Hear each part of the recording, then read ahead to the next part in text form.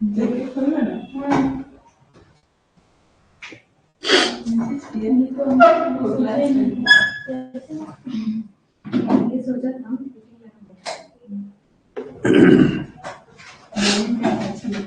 देखो, last class construction contract discuss कर रहे थे अपन, ठीक है। कंस्ट्रक्शन कॉन्ट्रैक्ट बेसिकली यहाँ पे दो लोग इन्वॉल्व है, कौन कौन? Contractor and contractee. हम ये जो AS7 पढ़ रहा है किसके पॉइंट ऑफ व्यू से? कॉन्ट्रैक्टर के पॉइंट ऑफ व्यू से। मतलब ये AS बेसिकली क्या सिखाएगा अपने को? कॉन्ट्रैक्टर अपने बुक्स में कैसे ईयर एंड में कितना रेवेन्यू रिकॉग्नाइज करेगा और कितना कॉस्ट को रिकॉग्नाइज करेगा, राइट। क्योंकि एक प्रोजेक्ट जो होता है कंस्ट्रक्शन कॉन्ट्रैक्ट, वो तो लंबे समय तक चलता है। अब जब वो लंबे समय तक चलेगा तो वो प्रोजेक्ट कंप्लीट होने के बाद रेवेन्यू रिकॉग्नाइज करना है, या फिर अक्रूवल बेसिस के हिसाब से हमें जितना काम कर लिया उतना रेवेन्यू उस साल रिकॉग्नाइज कर लेना चाहिए, राइट। तो AS7 बेसिकली ये बताएगा कि कॉन्ट्रैक्टर कैसे ईयर एंड में कितना रेवेन्यू रिकॉग्नाइज करे, ठीक है। कैसे फ्यूचर फोरकास्ट करके फ्यूचर में लॉसेस होने वाला है उस प्रोजेक्ट को कंप्लीट करके, तो उसका हम लोग क्या करता है, प्रोविजन क्रिएट करता है during the current year itself, right. Clear है। अब रेवेन्यू में क्या क्या आता है? Agreed price, escalation clause, incentives, penalties minus होगा, क्लेम्स और वेरिएशंस, ठीक है। वेरिएशंस क्या था?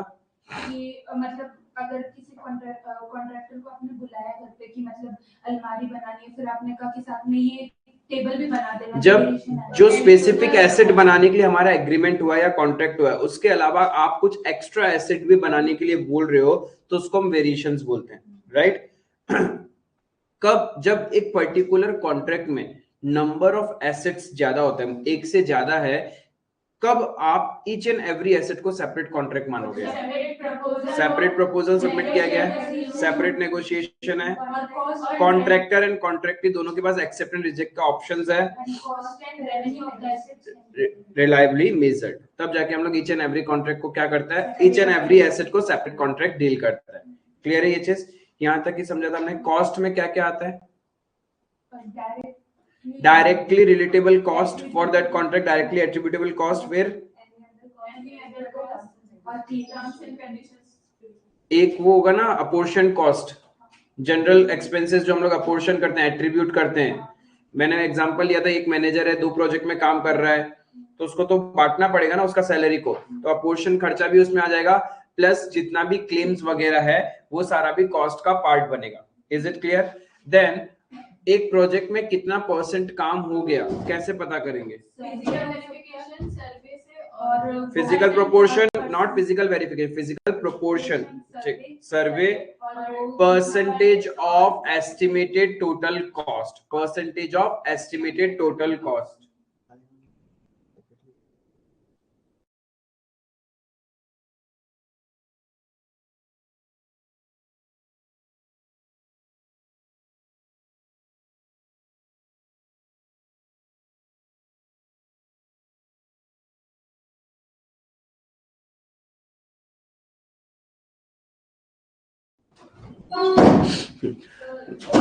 देन 3 तरीका था। परसेंटेज कंप्लीशन मेथड कैसे निकालते हम लोग? Actual cost incurred up to that year divided by total estimated cost. अब ये टोटल एस्टिमेटेड कॉस्ट कैसे निकालते हैं?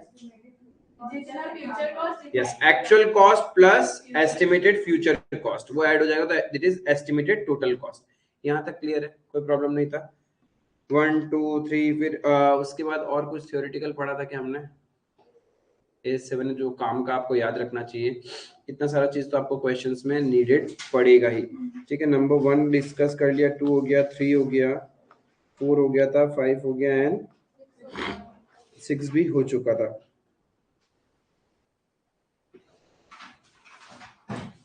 सिर्फ डिस्क्लोजर पार्ट हमने अभी तक डिस्कस नहीं किया।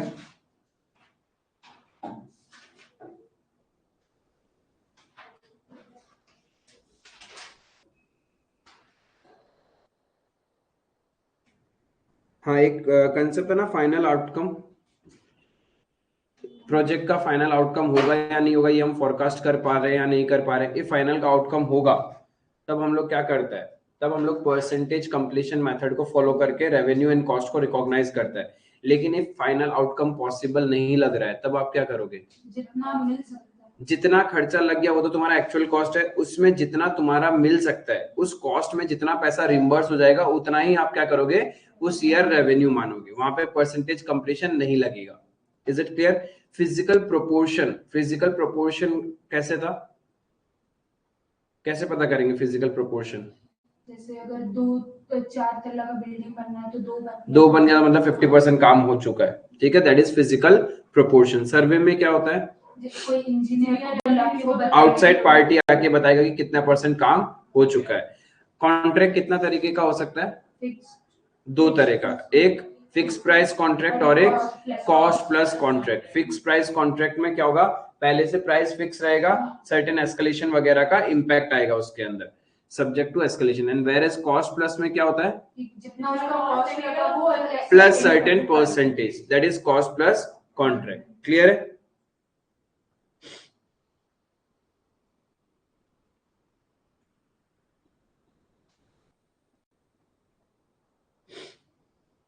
फिर कॉस्ट के अंदर में ये सब ध्यान रखना, कोई हमने किसी का सर्विसेज लिया, जैसे इंजीनियर का सर्विस लिया, आर्किटेक्चर का सर्विस लिया डिजाइन वगैरह बनाने के लिए, तो वो भी कॉस्ट का ही पार्ट बनेगा। इवन उस जगह को डिस्ट्रक्शन मतलब तोड़वाने के लिए जो खर्चा लगा है वो भी कॉस्ट का पार्ट। और यदि आपको उसको रीअसेंबल करके देना है यानी रीस्टोर करके देना है, तभी भी that will be also be part of the contract cost. ठीक है, ये सब था।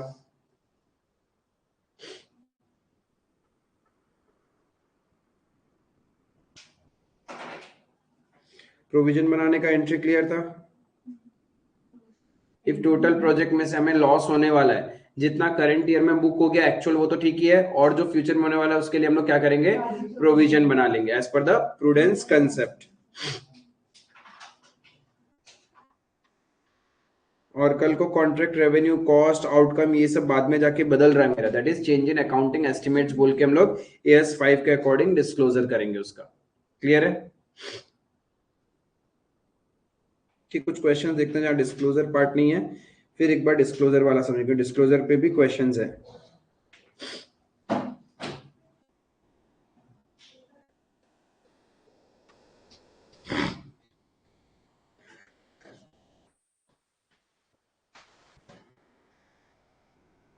ये डिस्क्लोजर बेस्ड ही है क्या? Number 7।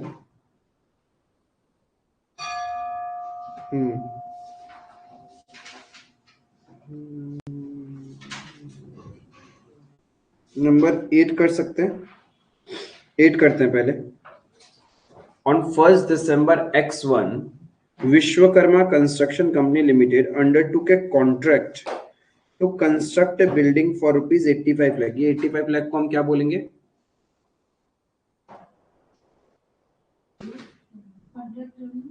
Yes, that is the fix price contract revenue. ये मेरा क्या है? Total contract revenue. 85 लाख में प्रोजेक्ट उठाया ना। अब देखो 1 दिसंबर को लिया था प्रोजेक्ट, 31 मार्च X2 यानी कितना महीना हो गया?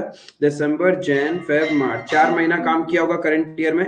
The company found that it had already spend 64,99,000 यानी 4 मंथ्स के अंदर हमने ऑलरेडी 64,99,000 तो एक्सपेंस कर चुके हैं on the construction.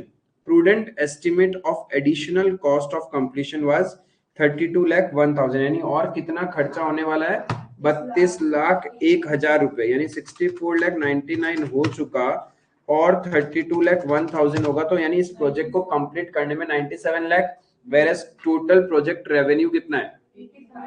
85 lakh. That means हमें इस प्रोजेक्ट से क्या होगा? 12 लाख का लॉस दिख रहा है। अब 12 लाख का लॉस को कैसे रिकॉग्नाइज करेंगे? 12 लाख का लॉस है ना करंट ईयर के अकॉर्डिंग। तो करंट ईयर में पहले तो ये आपसे क्या पूछा है? What amount should be recognised in the statement of P&L for the year ended this as per the provision of AS7। अब हम लोग क्या पूरा का पूरा लॉस तो चलो 12 लाख का आएगा, लेकिन किस तरीके से दिखाएंगे 12 लाख का लॉस? कैसे? मतलब समझ लो, पहले तो मुझे ये बताओ कि करंट ईयर में कॉन्ट्रैक्ट रेवेन्यू P&L में कितना आएगा? क्या पूरा 85 लाख आ जाएगा? क्या नहीं आएगा ना, क्योंकि नेक्स्ट ईयर तो काम होना है। तो मेरे को सबसे पहले क्या निकालना पड़ेगा?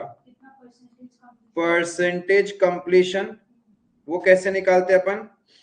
Cost incurred divided by total estimated cost.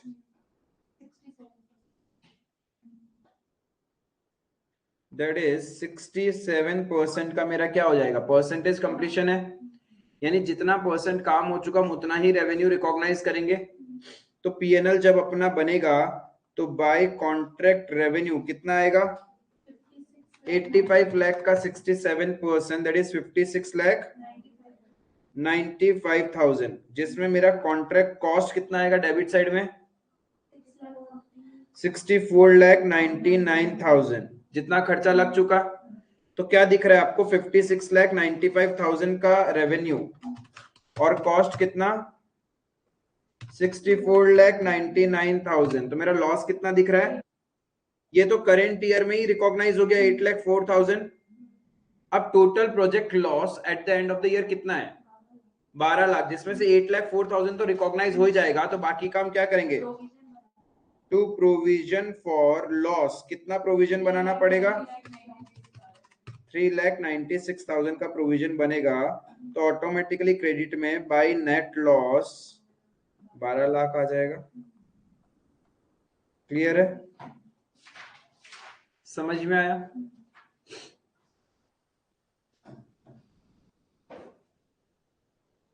Number 8 में किसी को डाउट है तो पूछ लो।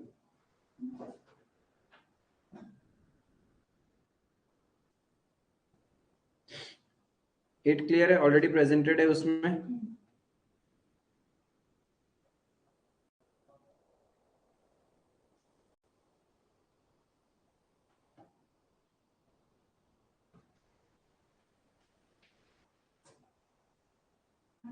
बुक मिला नहीं क्या तुमको?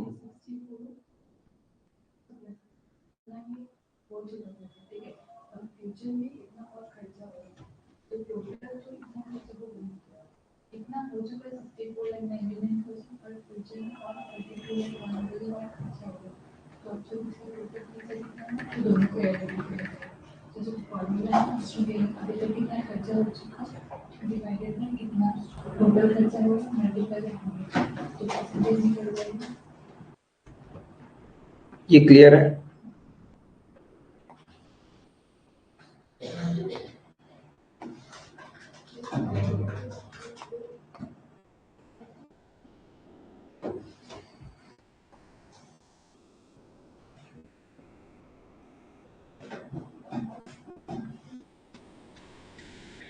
देखो नंबर 9 देखते हैं।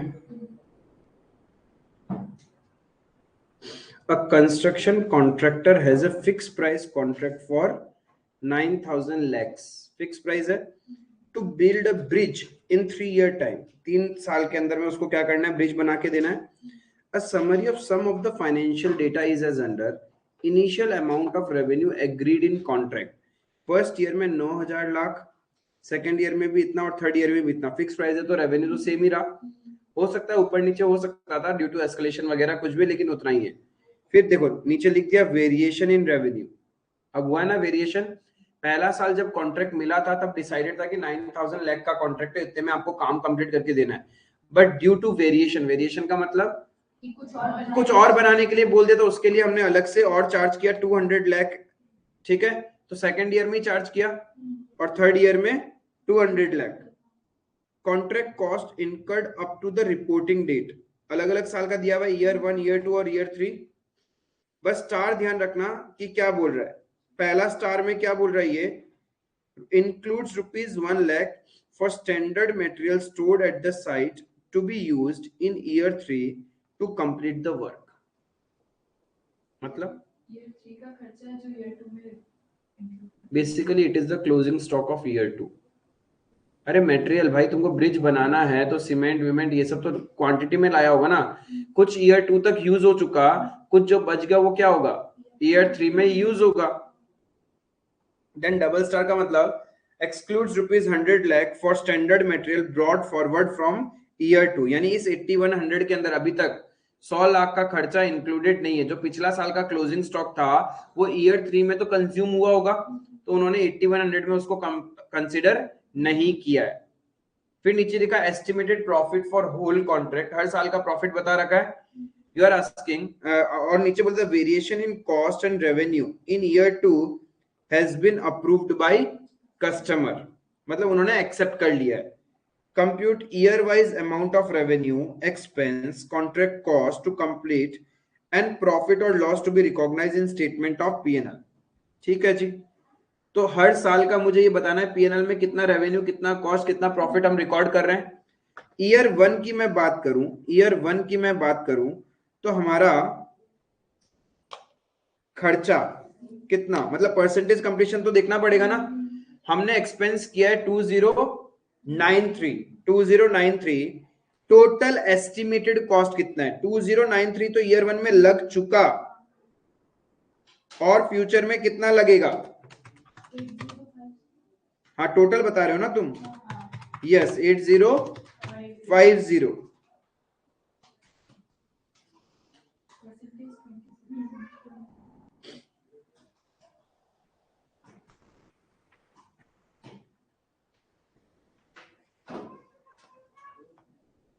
अब कुछ लोग से 8050 नहीं निकला होगा,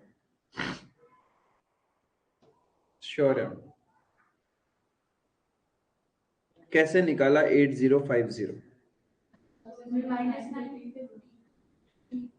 तुम्हारे पास ये बता दिया फर्स्ट ईयर में कि 9000 का टोटल कॉन्ट्रैक्ट रेवेन्यू है, और तुम्हारा cost up to the reporting date 2093 तो लग चुका है, लेकिन जो कुछ भी करके पूरे कॉन्ट्रैक्ट को कंप्लीट होके तुम्हारा प्रॉफिट कितना होगा, यानी इफ पूरे प्रोजेक्ट को कंप्लीट करके मुझे 950 का प्रॉफिट होना है, और रेवेन्यू है मतलब सेल वैल्यू है 9000, और प्रॉफिट होगा उसमें 950, तो मैं खर्चा कितना करने वाला हूँ 8050। अब कुछ लोग क्या करते हैं एस्टिमेटेड कॉस्ट निकालने के लिए 2093 प्लस 6168 प्लस 8100 ये कर लेते हैं, क्योंकि टोटल एस्टिमेटेड कॉस्ट का मतलब क्या था, cost incurred plus future cost to be incurred, अभी तक जो क्वेश्चन किया। लेकिन यहाँ पे ऐसा नहीं है, यहाँ पे हम फर्स्ट ईयर के एंड में खड़े हैं, तो फर्स्ट ईयर के एंड में हमें क्वेश्चन ने बता ही दिया कि इस प्रोजेक्ट को कंप्लीट करके आपका 950 का प्रॉफिट होगा, तो टोटल एस्टिमेटेड कॉस्ट कितना हो गया 8050। तो ईयर 1 की बात करूं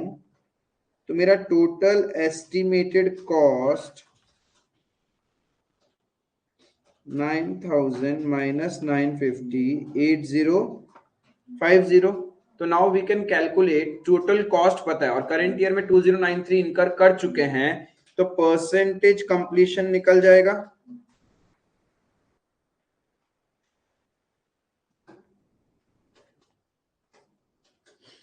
कितना परसेंट काम हो चुका पहले साल, 26% का वर्क हम कर चुके। यहाँ इंजीनियर का बात ही नहीं है, तो जितना किया उतना ही हो गया। तो फर्स्ट ईयर का जब मेरा पीएनएल बनेगा, फर्स्ट ईयर के पीएनएल में बाय कॉन्ट्रैक्ट रेवेन्यू कितना दिखाएंगे 9000 का 26% 2340,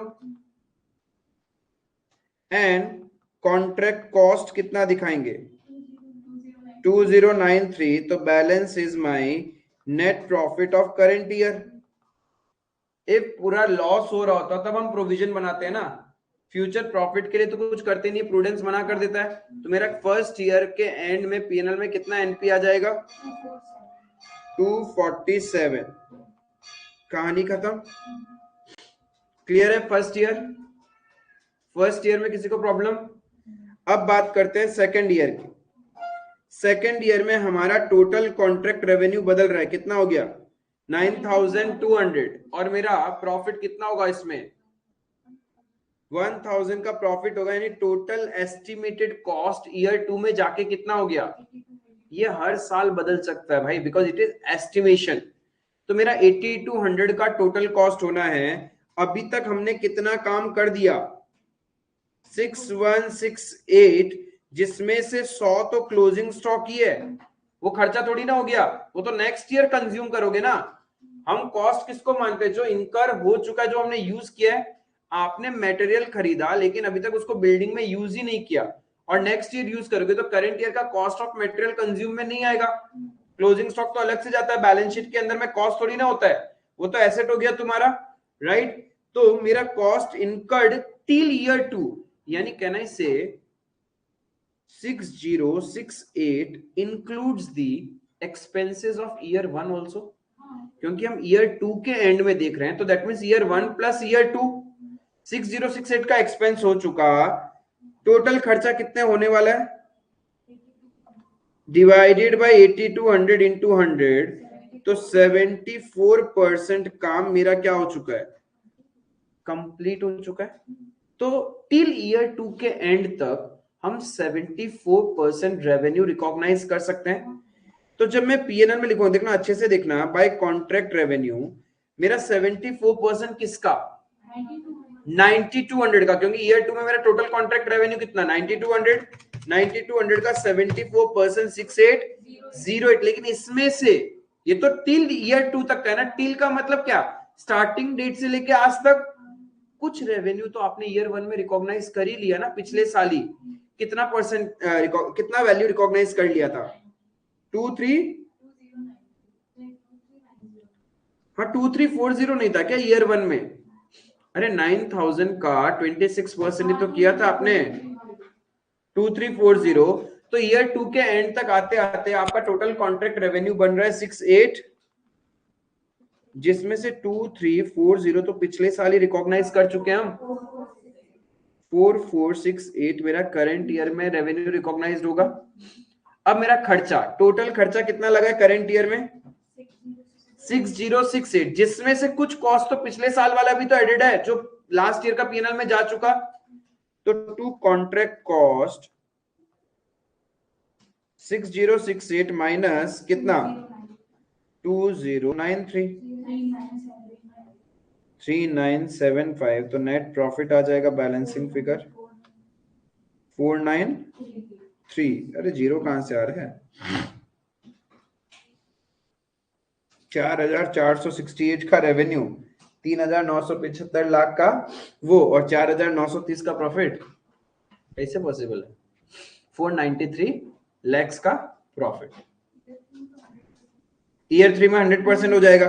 तो ईयर 3 में अब हम क्या करेंगे, ईयर 3 में तो कुछ चेक ही नहीं करना, परसेंटेज कंप्लीशन। ईयर 3 में सीधा पीएनएल बनेगा।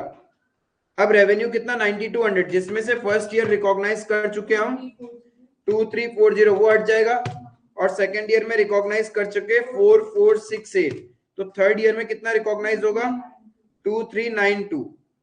कॉस्ट कितना रिकॉग्नाइज होगा 8100 नहीं लेंगे हम, 8200 लेंगे, क्योंकि 100 जो पिछला साल वाला क्लोजिंग स्टॉक था वो भी तो करंट ईयर यूज हो गया, तो कॉस्ट में ऐड हो जाएगा। 8200 में से फर्स्ट ईयर कितना रिकॉग्नाइज किया,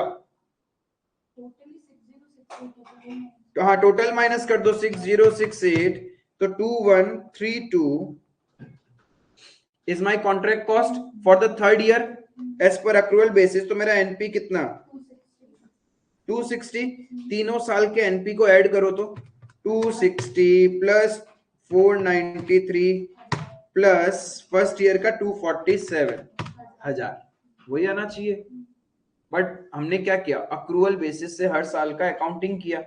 अदरवाइज तो कॉन्ट्रैक्टर क्या करता है, ईयर 3 के एंड में करता, तो ऐसे लगता कि उसने ईयर 1 और 2 में कुछ कमाया ही नहीं है। बट ऐसा नहीं है, काम जितना कर लिया उसमें तो प्रॉफिट किया होगा ना। आई बात समझ में? किसी को डाउट है नंबर 9 में? नंबर 9 में किसी को भी डाउट है तो बाबा पूछ लो।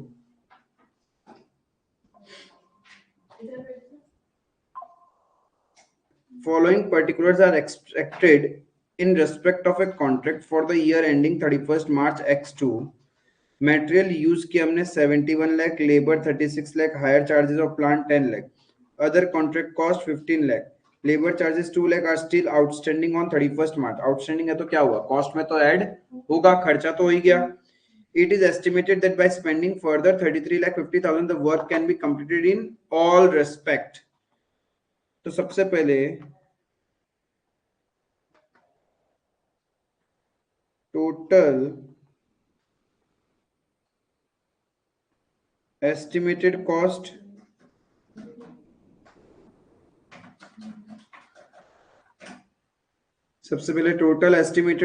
कितना आ जाएगा,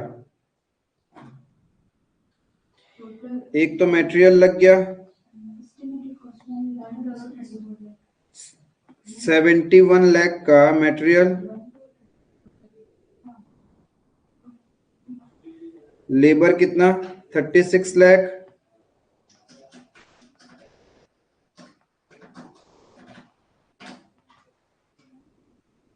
लेबर में क्या होगा, आउटस्टैंडिंग ऐड हो जाएगा ना, तो लेबर 36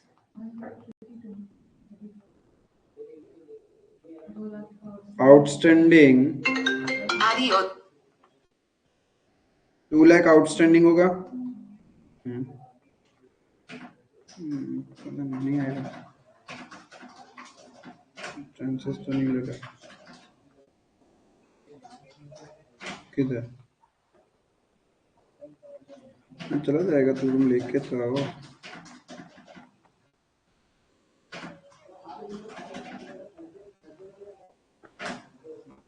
पता नहीं, बोल नहीं सकता अभी तो। क्या है वैसे,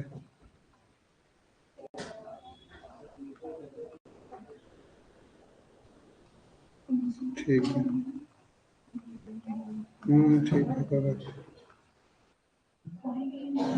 नहीं, रहने देते, छोड़ो।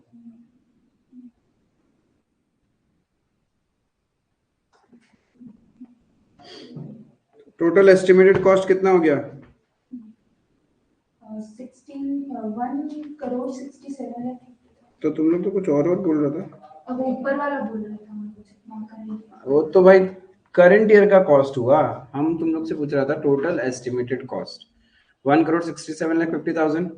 अब हम क्या निकाल सकते हैं, percentage of completion. Cost of completion क्या होता है बे? कंप्लीशन के लिए खर्चा हुआ, percentage of completion. Cost incurred up to date कितना है? 1 crore 34 lakh divided by total estimated cost 1 crore 67 lakh 50,000 into 100, 80%, right? तो आपसे क्वेश्चन ने क्या पूछा था, प्रॉफिट और लॉस फॉर द ईयर। अब क्या प्रोजेक्ट का रेवेन्यू था 1 करोड़ 50 लाख और हमारा टोटल खर्चा लगेगा 1 करोड़ 67 लाख 50,000, ये तो नुकसान हो रहा है, राइट? तो उसके लिए प्रोविजन बना, कितना लॉस होने वाला है? 17 लाख 50,000। अब करंट ईयर का क्या सिचुएशन है, यदि हम प्रॉफिट एंड लॉस अकाउंट दिखा के आ जाए बाय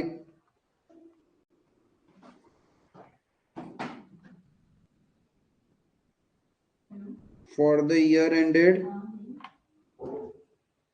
31 मार्च, क्या चीज? नहीं, माइक तो नहीं है। हेलो हेलो,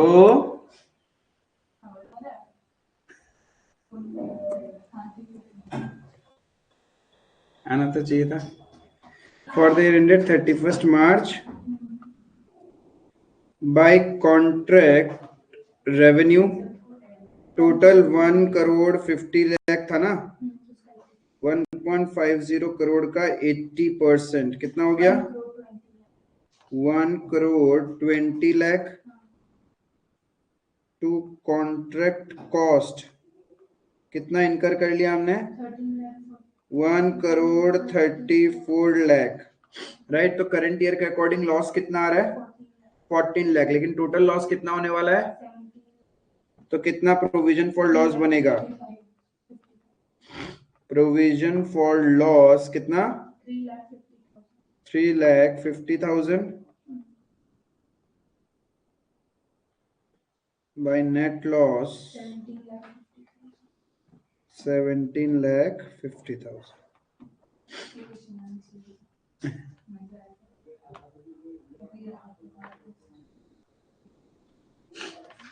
क्लियर है?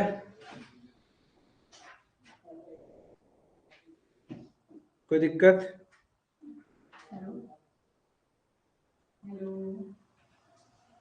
क्या हो गया?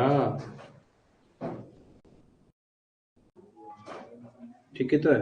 आवाज आ रहा है या नहीं आ रहा मेरा ऑनलाइन वालों?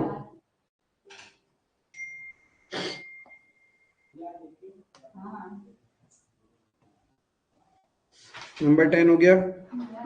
डिस्क्लोजर रिक्वायरमेंट अभी तक हमने पढ़ा नहीं है, क्योंकि क्वेश्चन नंबर 9 भी हो गया था ना। 7 डिस्क्लोजर रिक्वायरमेंट पे था, 11 डिस्क्लोजर रिक्वायरमेंट पे है।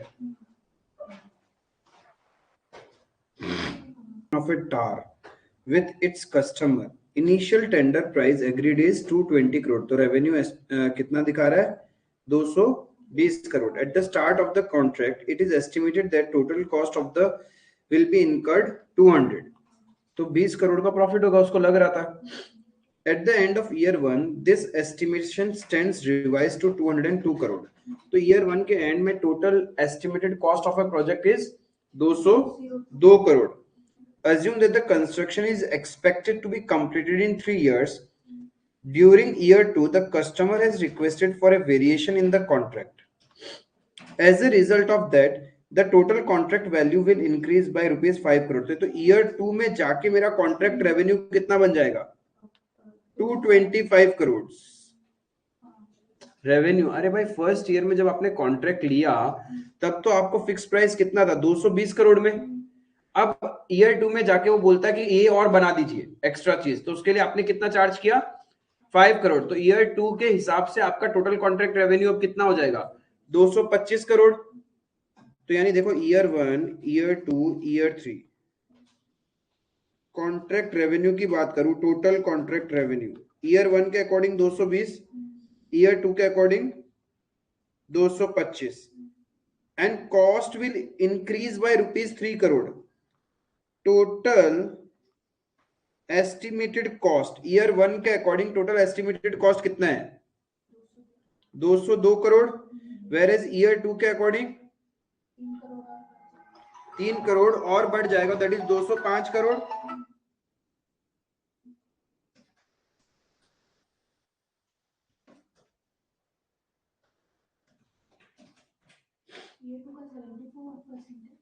हाँ, ईयर 2 का 74%. यहां तक क्लियर है? तो टोटल एस्टिमेटेड कॉस्ट कितना होगा ईयर 2 का? 205 crore. Then RT has decided to measure the stages of completion on the basis of proportion of contract cost incurred. ठीक है, बाकी तो नीचे लिख दिया contract cost incurred at the end of each year. तो ईयर 3 में तो कुछ वेरिएशंस है नहीं, मेरा कॉन्ट्रैक्ट रेवेन्यू इतना ही रहेगा एंड टोटल कॉन्ट्रैक्ट कॉस्ट उतना ही रहेगा. कॉन्ट्रैक्ट कॉस्ट भी उतना ही रहेगा ना एस्टिमेटेड. अब तो एक्चुअल हो जाएगा. यहां तक क्लियर है? अब क्या करना है? परसेंटेज कंप्लीशन निकालना पड़ेगा.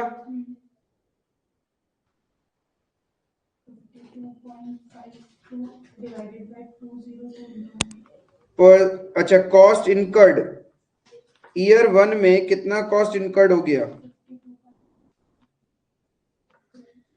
52.52. और ईयर 2 में ये जो 2.5 करोड़ है ये तो माइनस हो जाएगा ना. क्यों? तो क्लोजिंग वो तो नेक्स्ट ईयर यूज होगा, तो करंट ईयर का कॉस्ट में आएगा नहीं. तो क्या हो जाएगा आपका? ये 151.7 हो जाएगा. क्लियर है?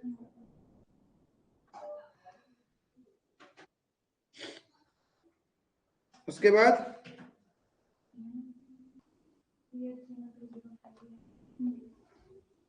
हम्म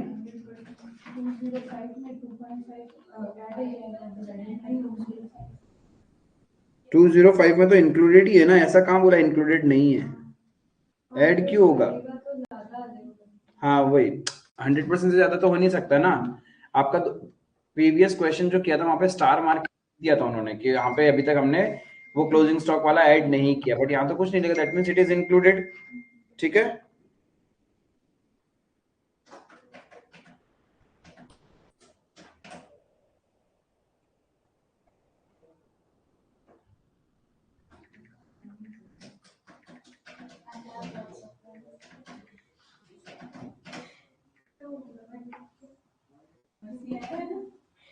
तो परसेंटेज कंप्लीशन कितना फर्स्ट ईयर का? 26, 74 और यहाँ 100, ठीक है। तो प्रॉफिट कितना रिकॉग्नाइज हो जाएगा फर्स्ट ईयर में? हाँ, एनपी 4 क्योंकि आप 26% रेवेन्यू रिकॉग्नाइज करोगे। रेवेन्यू था 220, उसका 26% होता है 57.2 करोड़, ये रेवेन्यू है। कॉस्ट कितना लग चुका? 52.52। दैट मीन्स तुम्हारा एनपी कितना? 4.68। वैसे ईयर 2 और ईयर 3 का एनपी बता दो।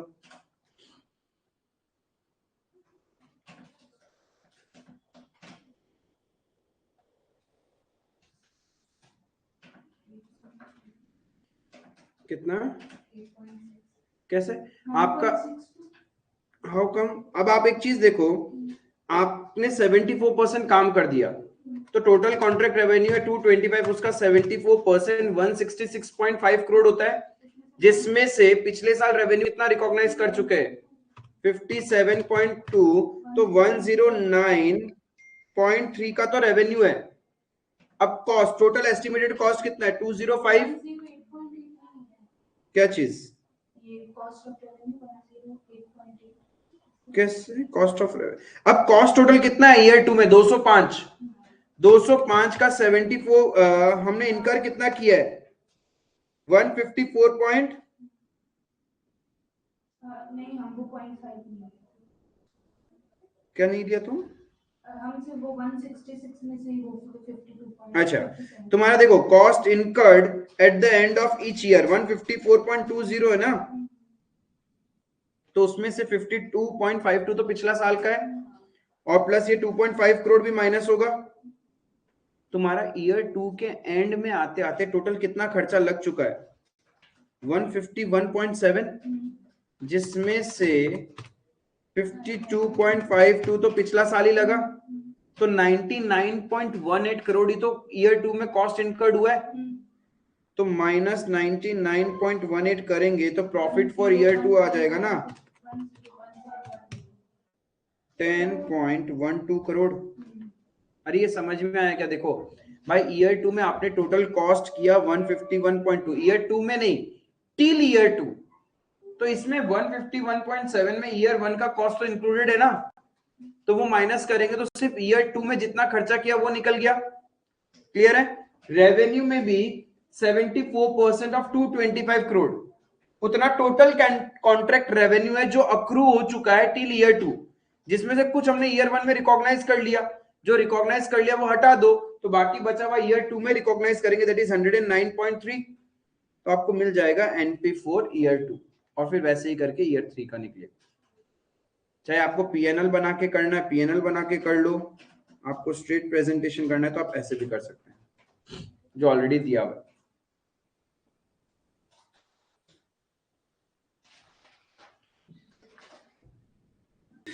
Messrs Highway Construction undertook the construction of a highway. The contract was to be completed in 2 years. The contract price was estimated at rupees 150 crore. यानी ये क्या हो गया? Contract revenue up to 31st March 14. The company incurred rupees 120 crore on the construction. The engineers involved in the project estimated that a further 45 crore would be incurred for completing the work. तो percentage completion निकाल सकते हैं हम लोग।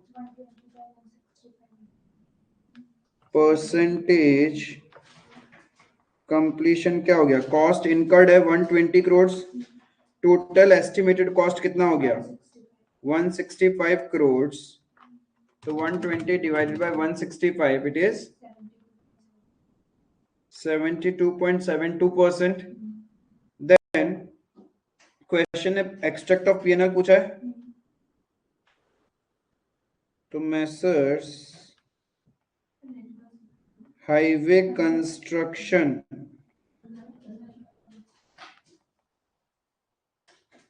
Profit and loss account, bracket में लिख देते हैं extract for the year ended 31st March 14।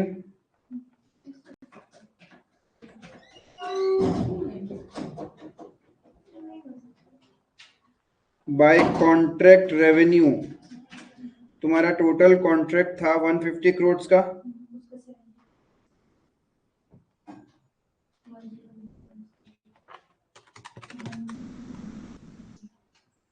ठीक है, वो अप्रोक्सीमेशन है, उपाय नहीं है। 109.08 ये रुपीज इन करोड़ है। नाउ देखो टोटल कॉन्ट्रैक्ट रेवेन्यू 150 और टोटल एस्टिमेटेड है 165, दैट मींस 15 करोड़ का लॉस होने वाला है। करेंट ईयर में कितना रिकॉग्नाइज कर रहे हैं? प्रोविजन तो निकालना पड़ेगा, 120 करोड़ लग चुका है, ठीक है। तो करंट ईयर में मेरा लॉस कितना रिकॉग्नाइज हो रहा है? 10.92 और टोटल कितना लॉस होना है? 15 करोड़। तो हम लोग प्रोविजन फॉर लॉस कितना बनाएंगे? प्रोविजन फॉर लॉस 15 माइनस 10.92 तो करंट ईयर में रिकॉग्नाइज हो गया, तो 4.08 प्रोविजन फॉर लॉस बनेगा। मिस टिया जी कुछ पल्ले नहीं पड़ रहा है तुम्हारे, कुछ नहीं पढ़ रहे हो, इसका मतलब अच्छे करोगे तो कैसे? तबीयत को ठीक करो, दिखाता काहे नहीं है? हाँ, हेल्थ इज वेल्थ कोई महापुरुष कह के गया था, और हेल्थ फिट नहीं रहेगा तो अपन का पढ़ाई कैसे होगा? दिमाग को चलाने के लिए बॉडी और सब कुछ फिट होना पड़ेगा बाबा। लगता है कोई प्रेशर मत लो, थोड़ा सा ब्रेक लो, ज्यादा से ज्यादा क्या होगा, आपको एक नेक्स्ट अटेम्प्ट देना पड़ेगा, बट एटलीस्ट पहले फिजिकली अपने आप को ठीक करो।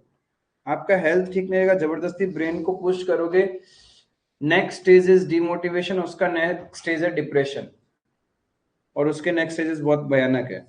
तो बेटर है पहले अपने आप को ठीक करो, इतना कोई प्रेशर लेने का जरूरत नहीं है। मैक्स क्या होगा, आप मई नहीं तो सितंबर दे पाएंगे, ठीक है, लेकिन थोड़ा इजी वे में करो, अपने को थोड़ा फिट करो, चीजों को पढ़ो। एकदम भी कनेक्ट नहीं कर पा रहा आज का क्लास तुम कि कहाँ से क्या कैलकुलेशन हो रहा है। लास्ट क्लास पढ़ा ही नहीं क्या? लास्ट क्लास तो बैठा ही था तुम, तो एकदम भी नहीं चल रहा आज दिमाग। हम कोई भी नया कंसेप्ट और क्वेश्चन नहीं उठाया। हेल्थ इश्यूज है, कोई दिक्कत नहीं, टेक अ रेस्ट, बाद में कर लेंगे, फिर से एक बार अपन बैठ के कर लेंगे, लेकिन पहले अपने आप को ठीक करो। जबरदस्ती पढ़ के आके फायदा क्या हुआ? ऐसे लगा कि पढ़ने भी गया और पढ़ा भी नहीं। बेटर है give yourself certain time, medicine लेना है, अच्छा डाइट लेना, कोई एक बार अपने को फिजिकली फिट कर लो, तब ये फिट होगा, तब ये चलना स्टार्ट होगा, वरना ये नहीं चलेगा। ये तो अपना वो हो गया ना, प्रोसेसर है, चलेगा कैसे उसको, बाकी बॉडी भी तो चलना पड़ेगा ना। तो आराम से थोड़ा सा ब्रेक लो, लगता है कोई दिक्कत नहीं है, ब्रेक लो, विल कवर अप आफ्टरवर्ड्स, कोई दिक्कत नहीं है, ठीक है। नहीं तो ऐसे तुमको लगेगा कि दुनिया से सबसे हो रहा है, हमसे ही क्यों नहीं हो रहा है, तो लगेगा ही, वो एक नेचुरल इंटेंसिटी है, वो आना स्टार्ट हो जाता है। और वो तभी आता है जब अपने खुद फिजिकली फिट नहीं है, इतना टेंशन पाल के रखें। पहले चीजों को साइड रखो और फिर पढ़ाई में घुसो। पढ़ाई टेंशन दोनों पैरेलली नहीं होगा, और प्लस सबसे बड़ा प्रॉब्लम, टेंशन तो चलो ब्रेन हैंडल भी कर लेगा, बट आप फिजिकली यदि ठीक नहीं हो ना, हेल्थ इश्यूज बहुत ज्यादा है, तो उससे तो पढ़ाई हो ही नहीं पाएगी। आप जब जब फोकस करने की कोशिश करोगे, आपका max to max focus 10 minutes 15 minutes, फिर फोकस ब्रेक हो जाता है, आपको अंदर से अनइजीनेस फील होना स्टार्ट हो रहा है। तो थोड़ा सा मैनेज करो, ठीक करो पहले अपने आप को, एंड उसके बाद में करो, कोई दिक्कत नहीं है, will cover up afterwards also, ठीक है। 4.09 4.08 नहीं होगा क्या? अच्छा तुम थोड़ा ज्यादा ले लिया क्या डेसिमल? हाँ हो सकता है, वो कोई दिक्कत नहीं है। हाँ ठीक है, वो कोई दिक्कत नहीं, स्लाइट अप्रोक्सीमेशन की वजह से हो सकता है वो, बट ओवरऑल 15 करोड़ का ही लॉस होना चाहिए, ठीक है। 14 हाँ देखो 16 मई 19 में पूछा था, एग्जाम में क्वेश्चन आया, ठीक है। आराम से पहले रेस्ट करो, फिर भी नहीं समझ आया तो हम हैं, bye bye. AP limited, AP Limited construction contractor undertakes the construction of a commercial complex for K Limited. AP Limited submitted separate proposal for each of 3 units of commercial complex. 3 commercial complex बनाना है, तीनों के लिए separate proposal submit किया है। A single agreement is entered into between the two parties. लेकिन तीनों complex के लिए क्या हुआ? एक ही agreement हुआ है। The agreement lays down the value of each of the 3 units. तीनों यूनिट्स का अलग अलग वैल्यू बताया कि कितना रुपए चार्ज करेगा। Agreement also lays down the completion time for each unit, और हर एक के लिए सेपरेट वो भी है। Comment with reference to AS7 whether AP Limited should treat it is as a single contract or 3 separate contracts. 3 separate contracts हमने एक क्वेश्चन किया था, थ्योरेटिकल लिखा था ना, तीनों पॉइंट लिखने पड़ेंगे। सेपरेट प्रपोजल है, सेपरेट नेगोशिएशन हो सकता है, cost and revenue separately recognise कर पाएंगे हम लोग, तो क्या करेंगे, ईच एंड एवरी एसेट जितना उसमें कॉन्ट्रैक्ट में included will be treated as separate contract. ठीक है, ये कर पाओगे? मतलब अगर एक सिंगल कॉन्ट्रैक्ट ही बना है तो वो स्टिल हम लोग उसमें 3 कॉन्ट्रैक्ट मानेंगे, सब कॉन्ट्रैक्ट्स दिया उसने चाहे एक ही कॉन्ट्रैक्ट के अंदर है, बट हम उसको 3 सेपरेट कॉन्ट्रैक्ट डील करके अकाउंटिंग करेंगे। फिर on 1 December 17 GR Construction Company Limited undertook a contract to construct a building for rupees 45 lakh, fixed price है। On 31st March 18 the company found that it had already spent 32.50 lakh on the constructions। इतना खर्चा कर चुके, additionally और कितना करेंगे, यानी 32.5 हो चुका, 15.10 और करेंगे, that is total estimated cost हो गया 47.6 lakhs। तो परसेंटेज कंप्लीशन के हिसाब से, परसेंटेज कंप्लीशन के हिसाब से कितना परसेंटेज काम कर चुके हैं हम लोग,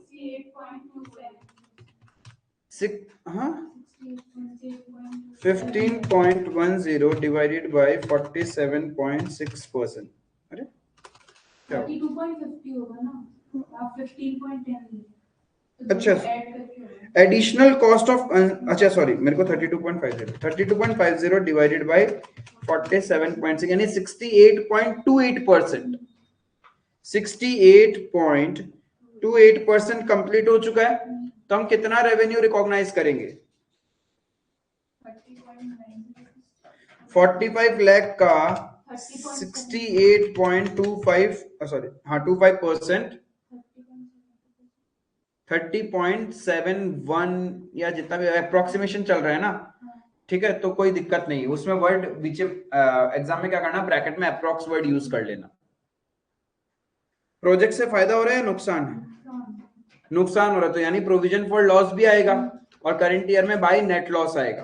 तो एग्जाम में इस टाइप के क्वेश्चन में क्या करने का, पीएनएल भी बना के आ जाने का। दो उन्होंने पूछा क्या है, सिर्फ रेवेन्यू कितना फाइनल अकाउंट्स में दिखाओगे, मतलब सेल्स, तो वो तो हम कितना 68.25% दिखाएंगे। क्लियर है, इजी था। देखो एग्जाम में इसी टाइप का क्वेश्चन आता है, ये कैटेगरी। फिर और एक कैटेगरी है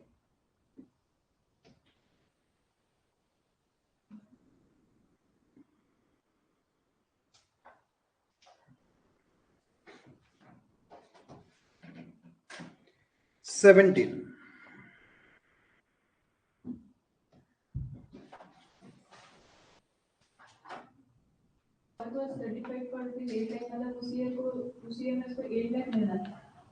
इंजीनियर उतना ही सर्टिफाई किया, तो हम लोग उतना तक का ही रेवेन्यू करेगा। अब देखो समझो इस टाइप के क्वेश्चंस को। Rajendra undertook a contract of 20 lakh on an arrangement that 80% of the value of work done as certified by the architect of the contractee should be paid immediately। यानी क्या बोल रहा है, हमने जितना परसेंट काम किया उससे नहीं, जितना कॉन्ट्रैक्टी के इंजीनियर सर्टिफाई करके देगा मुझे, उसका 80% वो हर टाइम उसी टाइम ले लेगा पैसा कॉन्ट्रैक्टी से। Remaining 20% be retained until the contract was completed। Obviously सारा पैसा तो कोई देता नहीं है, बोलता है जितना मेरा इंजीनियर सर्टिफाई करके देगा। सपोज मैंने आपको एक बिल्डिंग बनाने का प्रोजेक्ट दिया, आप बोलते हो पहले साल में 30% काम हो गया, मेरा इंजीनियर आके बोलता है कि नहीं भैया 20% हुआ है, तो वो सर्टिफाइड कितना हुआ 20%, लेकिन मैंने खर्चा किया 30% तक का मेरे अकॉर्डिंग, तो मेरे बुक्स में तो 30% ही आएगा। अब 20% सर्टिफाइड है तो मैं उतना ही रेवेन्यू दिखाऊंगा। अब उसमें से मुझे पॉकेट में कितना पैसा आएगा, उसका 80%, बाकी 20% रिटेन कर लेगा वो, मुझे आज पूरा पैसा नहीं दे रहा। In year 1 the amount expended were rupees 8,60,000। The work was certified for rupees 8 lakh and 80% of this was paid as agreed.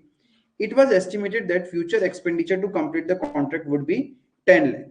तो एक बात बताओ, हमने खर्चा कर दिया ईयर 1 में, एक्सपेंस इनकर्ड कितना है, हमने तो पॉकेट से उतना ही किया ना। अब इंजीनियर कितना ही सर्टिफाई करे, वो आज नहीं करेगा तो नेक्स्ट ईयर करेगा। हमारे बुक्स में तो खर्चा 8-60 का हो चुका, प्लस फ्यूचर एस्टिमेटेड कॉस्ट या एस्टिमेटेड एक्सपेंस कितना है? तो मेरा टोटल एस्टिमेटेड कॉस्ट कितना हो गया? Total expense to complete the project is 18,60,000। तो हमारे according percentage of work completed कितना हो जाएगा?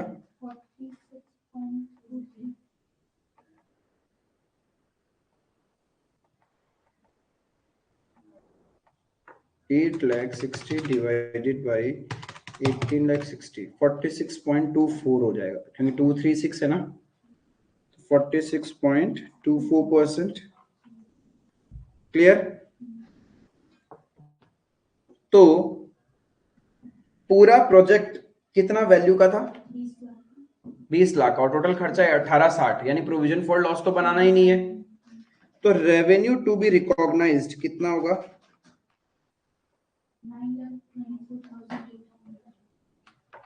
मेरा टोटल 20 लाख है, जिसमें से परसेंटेज कंप्लीशन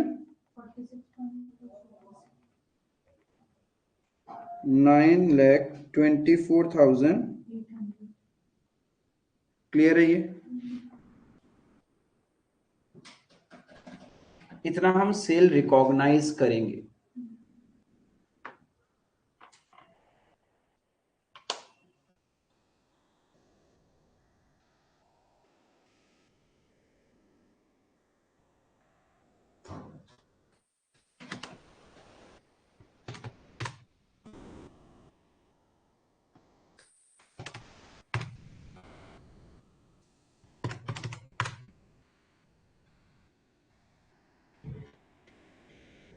क्वेश्चन का रिक्वायरमेंट पार्ट भी तो ये था। रेवेन्यू कितना पीएनएल में चार्ज करेंगे फॉर ईच ईयर? ईयर 2 में एक्सपेंडिचर कितना? The amount expended were 4,75,000। ठीक है भाई। 3/4 of the work under contract was certified as done by December 31st and 80% of this was received. Actually इस क्वेश्चन में क्या होता पता है, ये तो इतना लैंग्वेज कंफ्यूज करने के लिए, मजा तो ये आता कि क्वेश्चन रिटेंशन मनी कैलकुलेट करने के लिए बोलता कि कॉन्ट्रैक्टी ने कितना पैसा रोक के रखा है। हर साल के एंड में कॉन्ट्रैक्टी हमारे बुक्स में डेटर चल रहा होता, क्योंकि हम तो ज्यादा पैसा मांग रहे हैं, लेकिन वो कितना दे रहा है? 80% ही तो दे रहा है। तो यानी एवरी ईयर 20% हमारे बुक्स में तो हमें कॉन्ट्रैक्टी से लेना है ना, तो वो एज ए डेटर बैलेंस आता। तो वो पूछता ना तो मजा आता, वो पूछा ही नहीं तो क्या मजा है। दूसरे क्वेश्चंस मिलेंगे वहां पे होगा, वो सब निकालेंगे अपन। ठीक है? जो 20% होगा वो तो 8 लाख का ही होगा ना फर्स्ट ईयर में। हाँ, जितना उसने सर्टिफाइड किया उस 8 लाख पे पहले निकालेंगे कि रेवेन्यू कितना बनता है। 8,60,000 के खर्चे पे देखो होगा क्या, 8,60,000 के कॉस्ट पे तुमने रेवेन्यू कितना रिकॉग्नाइज किया? 9,24,800। और इंजीनियर के हिसाब से कितना लाख का काम हुआ? तो 8 लाख के हिसाब से कितना रेवेन्यू रिकॉग्नाइज होगा इंजीनियर के हिसाब से? उतना उसका 80% देगा ना भाई। इंजीनियर क्या कर रहा है, जितना कॉन्ट्रैक्टी को सर्टिफाइड बता रहा है उसका 80% कॉन्ट्रैक्टी हमें पैसा देंगे। हमारे नजरिए में 860 का खर्चा हो चुका, तो हमारे पॉइंट ऑफ व्यू से 46.24 expense 46.24% of the total cost काम हो चुका, उसका हमने रेवेन्यू रिकॉग्नाइज कर लिया बुक्स में। अब जब कॉन्ट्रैक्टी हमें पैसा देगा, कॉन्ट्रैक्टी के हिसाब से कितना परसेंट रेवेन्यू रिकॉग्नाइज हुआ है कॉन्ट्रैक्टी के पॉइंट ऑफ व्यू से।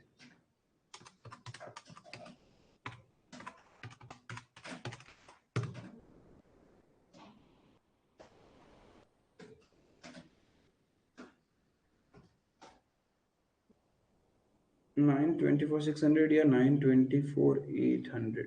924,800 ठीक है। यदि डेसिमल राउंडिंग ऑफ नहीं किया तो वो तो कुछ और आ जाएगा वैल्यू, उससे फर्क नहीं पड़ेगा, but it has to be 924 something. हाँ, क्या चीज? नहीं, I am not talking about the percentage, value terms में कॉन्ट्रैक्टी के हिसाब से कितना रेवेन्यू बनता है? 8,60,279।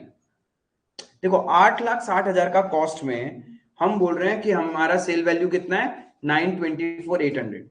तो 8 लाख का कॉस्ट में कितना होगा? Unitary method 924,800 divided by 8,60,000 into 8 lakh. यदि 8,60,000 का कॉस्ट है तो उसका सेल वैल्यू कितना है? 924,800। अरे आप इसी कॉस्ट का तो ये सेल वैल्यू चार्ज कर रहे हो कॉन्ट्रैक्टरी से। देखो ये जो खर्चा आपने इनकर्ड किया है उसी का तो ये सेल वैल्यू है। यही तो आप करंट ईयर में चार्ज कर रहे हो। रेवेन्यू में सेल वैल्यू, कॉस्ट मींस खर्चा। तो 8,60,000 के लिए आप इतना सेल्स दिखा रहे हो, तो 8 लाख के लिए कितना? 8,60,279। उसका 80% आज ही आपको मिल जाता, तो बाकी 20% आपका रिटेंशन चलता है ईयर 1 में। ठीक है, दूसरे क्वेश्चंस में ऐसे आएंगे, बट ये तो सिंप्लीफाइड क्वेश्चन था, इजी था एग्जाम में। ईयर 2 में हमारा एक्सपेंस इनकर्ड कितना?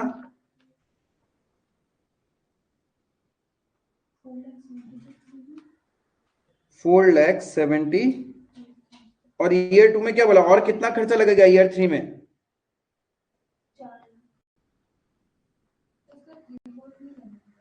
अरे वो तो जितना सर्टिफाइड हुआ है उसका 3/4 हमें पैसा दे रहा है। यहां वो क्या दे रहा है उससे मतलब ही नहीं है, कॉन्ट्रैक्टर अपने बुक्स में कैसे दिखाएगा उससे मतलब है। तो फ्यूचर एस्टिमेटेड कॉस्ट 4 लाख। ठीक है, क्या 4,75,000 ईयर 1 का एक्सपेंस इंक्लूडेड है क्या?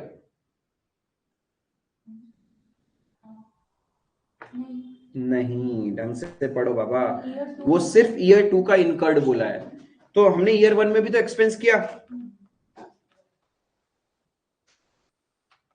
Expense incurred in year 1 8,60,000। तो टोटल खर्चा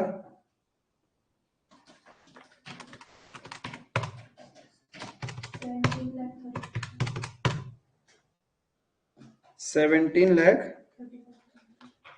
तो अब हम परसेंटेज कंप्लीशन निकाल सकते हैं।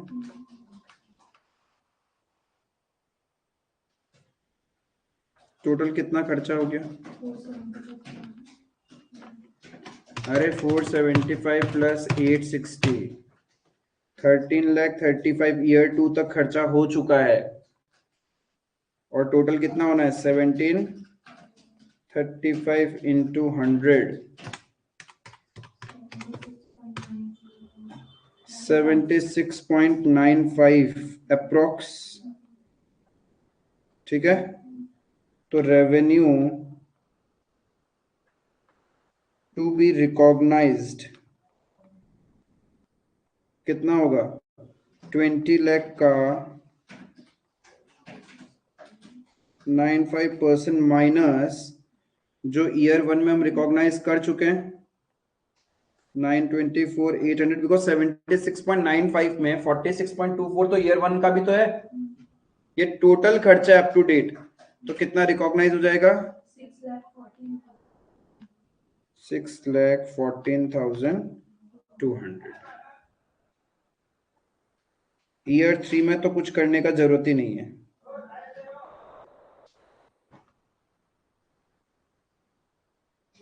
रेवेन्यू टू बी, क्योंकि ईयर 3 में तो प्रोजेक्ट ही कंप्लीट हो गया, तो 20 लाख माइनस ईयर 1 और ईयर 2 का माइनस कर दो। ईयर 1 का था 924,800 और ईयर 2 का 6,14,200। तो ईयर 3 में कितना रिकॉग्नाइज करेंगे?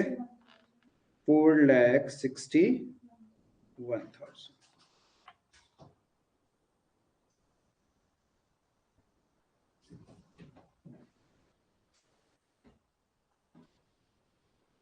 उसके बाद बाकी नीचे के जितने भी चलेंगे वो सिमिलर क्वेश्चंस चलेंगे।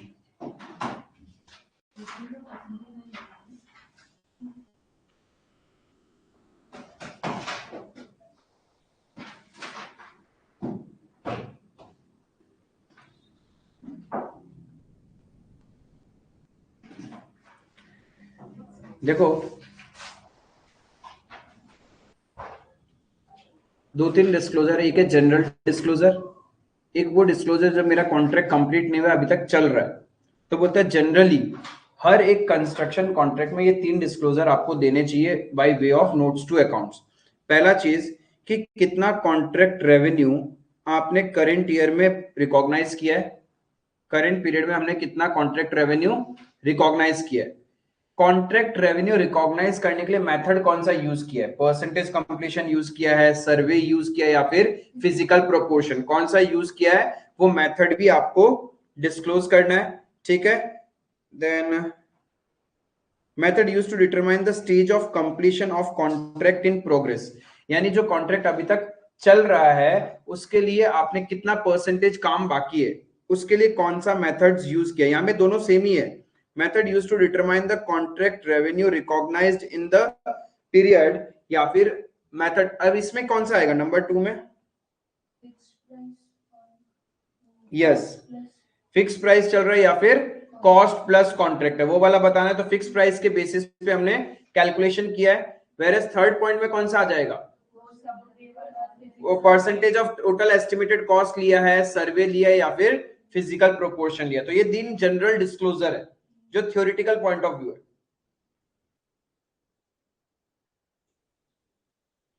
अब काम कर, 3 थ्योरेटिकल डिस्क्लोजर क्लियर है। कितना रेवेन्यू रिकॉग्नाइज किया, रेवेन्यू रिकॉग्नाइज करने का मेथड कौन सा था, एंड परसेंटेज ऑफ कंप्लीशन के लिए, स्टेज ऑफ कंप्लीशन पता करने के लिए कौन सा मेथड आपने यूज किया। क्लियर है? क्योंकि स्टेज ऑफ कंप्लीशन हम सिर्फ उन्हीं कॉन्ट्रैक्ट्स का निकालते हैं जो कॉन्ट्रैक्ट कंप्लीट नहीं हुआ, वर्क इन प्रोग्रेस है। क्योंकि जो कॉन्ट्रैक्ट कंप्लीट हो चुका, क्या उसका स्टेज ऑफ कंप्लीशन निकालना है क्या? वो तो फिर 100% आ गया ना। तो इसलिए देखो यहाँ पे क्या था, ऑफ कॉन्ट्रैक्ट इन प्रोग्रेस, उसी के लिए हम लोग स्टेज ऑफ कंप्लीशन निकालते हैं। अब बाकी देखो, जब कोई कॉन्ट्रैक्ट इन प्रोग्रेस है तो उसके लिए क्या क्या डिस्क्लोजर करना है। पहला, aggregate amount of cost incurred and profit recognised net of recognised losses up to the reporting date. मतलब ईयर एंड में आपने कितना कॉस्ट इनकर्ड किया है वो बताना है, टोटल कितना कॉस्ट इनकर्ड कर चुके, प्लस कितना प्रॉफिट रिकॉग्नाइज किया है। बिकॉज हो सकता है पहले साल दूसरे साल तक आपको लॉसेस लग रहे थे, थर्ड ईयर में जाते जाते आपको ऐसा हो गया कि प्रोजेक्ट से मेरा प्रॉफिट होगा, तो बुक्स में प्रॉफिट रिकॉग्नाइज हो रहा होगा। तो बोलते हैं प्रीवियस लॉसेस को सेट ऑफ करने के बाद में जो प्रॉफिट आप रिकॉग्नाइज कर रहे हो कितना डिस्क्लोज करना पड़ेगा आपको, जस्ट डिस्क्लोजर पार्ट है।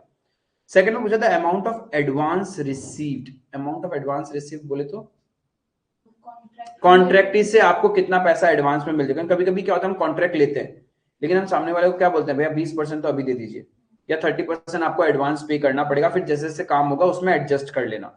तो कितना अमाउंट रिसीव किया एज ए एडवांस वो आपको डिस्क्लोज करना है। फिर आपने काम कर दिया, आपने अपना रिपोर्ट सबमिट किया या डॉक्यूमेंट सबमिट किया, उससे कॉन्ट्रैक्टी ने सर्टिफाइड करवाया होगा।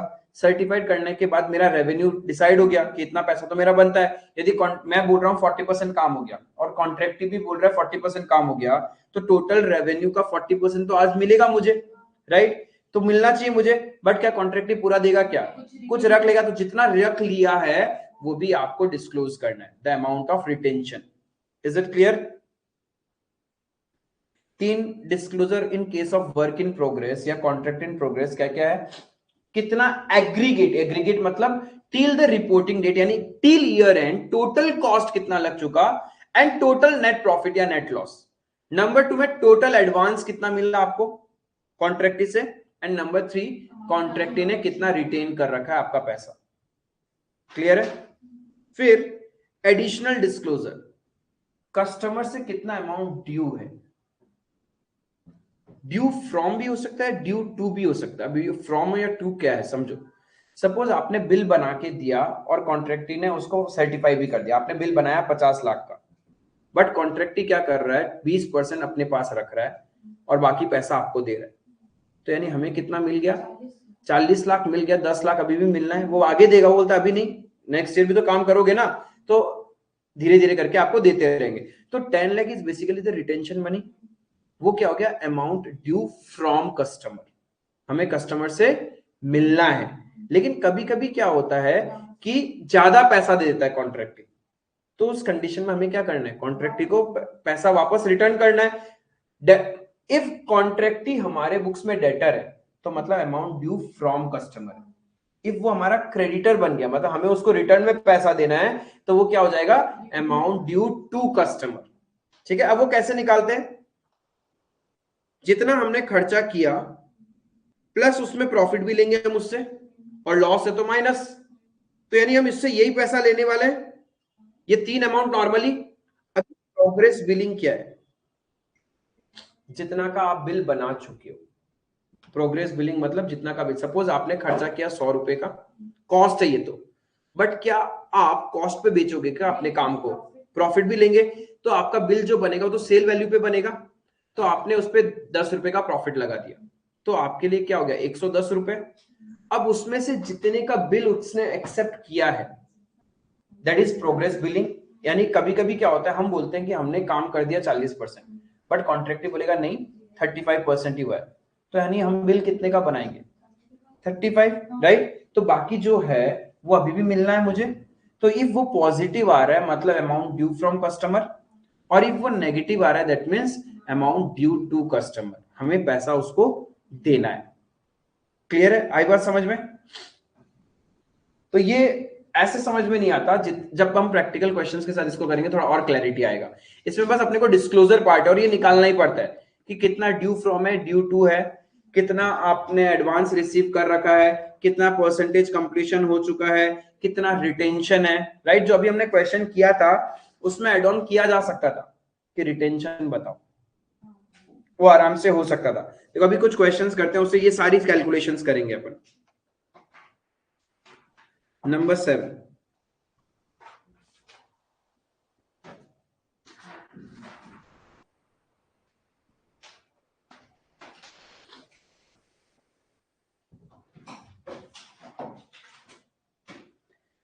क्या बोल रहा है? A firm of contractor obtain a contract for construction of a bridges across river Revati.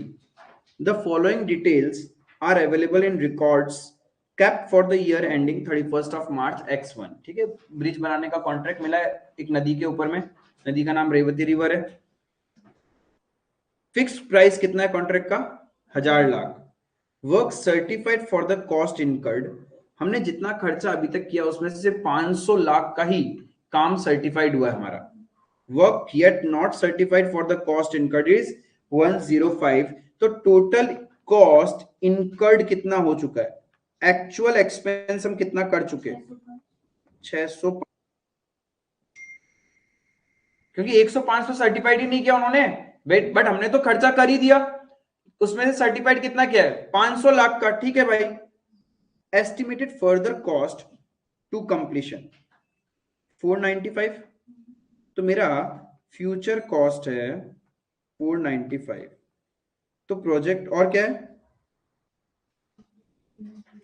इतना पैसा मिल चुका है और इतना अभी भी मिलना बाकी है। The firm seeks your advice and assistant in the presentation of accounts keeping in view the requirement of AS7 issued by your institute. मतलब क्या क्या डिस्क्लोजर आपको करना पड़ेगा। सबसे पहले चीज मुझे ये करना है कि इस प्रोजेक्ट को कंप्लीट करने में कितना फायदा या नुकसान होगा वो निकाल सकते हैं। टोटल कॉन्ट्रैक्ट कॉस्ट पता है, एस्टिमेटेड 1100, ठीक है, और टोटल कॉन्ट्रैक्ट रेवेन्यू है 1000। तो मेरा फोर्सिबल लॉसेस 100 लाख का तो नुकसान होगा इस प्रोजेक्ट को कंप्लीट करके। ये मुझे अपने यूजर को बताना पड़ेगा, तो पहले तो ये निकाल के दिखाएंगे फोर्सिबल लॉसेस। ये मेरा टोटल एस्टिमेटेड कॉस्ट हो गया, टोटल रेवेन्यू 1000, तो मेरा लॉस कितना आएगा? 100 लाख प्रोजेक्ट को कंप्लीट करके। पहला चीज तो ये। दूसरा, परसेंटेज कंप्लीशन भी बताना होता है। परसेंटेज कंप्लीशन कितना हो चुका है बताओ तो मेरे को, परसेंटेज कंप्लीशन कितना हो चुका है? 605 लाख का हमने खर्चा किया है। जब हम परसेंटेज कंप्लीशन देखते हैं, हम ये नहीं देखते कि हमारा वर्क सर्टिफाइड कितना हुआ, हम तो हमारे पॉइंट ऑफ व्यू से देखते हैं कि हमने कितना खर्चा कॉस्ट इनकर कर दिया। 605 डिवाइडेड बाय 1100 इनटू 100। रेवेन्यू कितना रिकॉग्नाइज करेंगे? 55% ऑफ 1000, दैट इज 550 लाख का रेवेन्यू रिकॉग्नाइज करेंगे। यहां तक कोई प्रॉब्लम? अब और एक जो डिस्क्लोजर था, एडिशनल डिस्क्लोजर में हमने पढ़ा था अमाउंट ड्यू टू या ड्यू फ्रॉम कस्टमर। हमने अभी तक कितना खर्चा कर दिया? 605 लाख का खर्चा किया है, राइट? इतना खर्चा कर दिया। फ्यूचर में जो करेंगे वो बाद की बात है। प्लस इस 605 लाख में हमें नुकसान कितना होने वाला है? पूरे बुक्स में करंट ईयर में 100 लाख रिकॉग्नाइज हो जाएगा ना, नेट लॉस। तो इन शॉर्ट मिलना कितना है? 505 लाख। जब मुझे कॉन्ट्रैक्ट से, अरे भाई तुम खुद सोचो, तुमने खर्चा किया 605 लाख और लॉस होगा 100 लाख का, तो यानी इसका मतलब जो कॉन्ट्रैक्ट है वो आपको 505 लाख की पे कर रहा है ना। आई बात समझ में? तो 505 लाख का वो पेमेंट करेगा, जिसमें से बिल कितने का बनाया हमने? बिल तो 540 540 progress payment received plus to be received, 540 का बिल बनाया। 505 मिलना था, बिल बना दिया हमने 540। इसका मतलब क्या हो गया? नेगेटिव में आ रहा है, तो फिर लॉस ड्यू टू यस, यानी this is amount due to contract ही हो चुका है। ये कहां आएगा बैलेंस शीट में? लाइबिलिटी साइड में। इफ मिलना रहता, मुझे कॉन्ट्रैक्टी से मिलना है, तो वो हो जाता मेरे लिए एसेट। डेटर बोल के हम लोग एसेट साइड में दिखाते हैं, हमें उसको रिटर्न करना है इतना पैसा, दैट मीन्स वो हमारे लिए क्या है? लाइबिलिटी। क्रेडिटर बन चुका है, तो कॉन्ट्रैक्ट ही हमारी बैलेंस शीट में लाइबिलिटी साइड में आएगा। समझ में आया? यानी क्या क्या प्रेजेंट करना होता है? एक तो कितना टोटल नेट प्रॉफिट या नेट लॉस होने वाला है, total contract cost, total contract revenue, percentage of completion, amount due from and due to customer, और रेवेन्यू कितना रिकॉग्नाइज किया हमने करंट पीरियड तक। ये सारी चीजें ऑलरेडी मैंने प्रेजेंट करके आपको दिखाया है।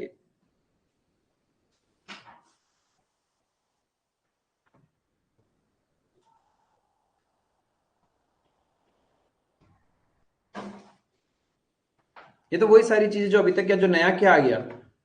ग्रॉस अमाउंट ड्यू टू या फिर ड्यू फ्रॉम कस्टमर।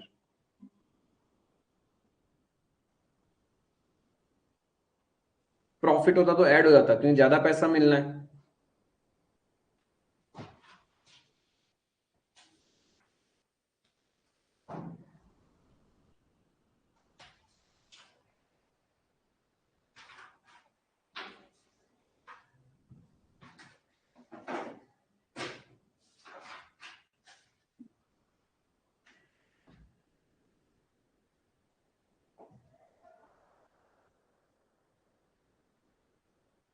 फिर से एक बार दिमाग में सेट कर लो, अमाउंट ड्यू फ्रॉम या ड्यू टू कस्टमर कैसे निकालते हैं हम लोग? जितना कॉस्ट लग गया वो, प्लस जितना प्रॉफिट या जितना लॉसेस आप रिकॉग्नाइज कर चुके हो पीएनएल में। इफ लॉस है तो तुम्हारे माइनस हो जाएगा, क्योंकि वो पैसा नहीं मिलना है। और प्रॉफिट जो आप दिखा रहे हो बुक्स में, वो तो मिलना ही है ना, तो वो भी आप उसमें काउंट करो। मिलना ही अक्रूवल बेसिस के अकॉर्डिंग वो मेरा ड्यू हो चुका है, तो ये तीनों करके हो गया। फिर उसमें से जितना बिल हमने बना दिया वो हटा दो, यानी बचा हुआ पैसा हमें मिलना है या फिर देना है। आई बात समझ में? क्लियर है?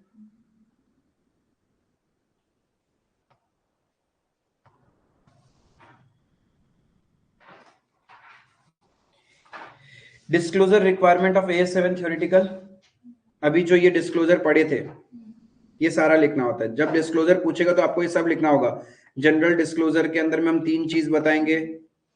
Disclosure in respect of work in progress के लिए आप ये फिर से 3 बताओगे, और एडिशनली 2 चीज और, अमाउंट ड्यू फ्रॉम कस्टमर या फिर अमाउंट ड्यू टू कस्टमर। तब जाके डिस्क्लोजर पार्ट आपका खत्म होता है। क्योंकि WIP के केस में अपने को ये भी बताना है कितना परसेंटेज कंप्लीट हो रहा है, कितना प्रॉफिट रिकॉग्नाइज कर लिया नेट ऑफ लॉसेस, कितना अमाउंट रिटेंशन है, और कितना अमाउंट हमने एडवांस लिया है।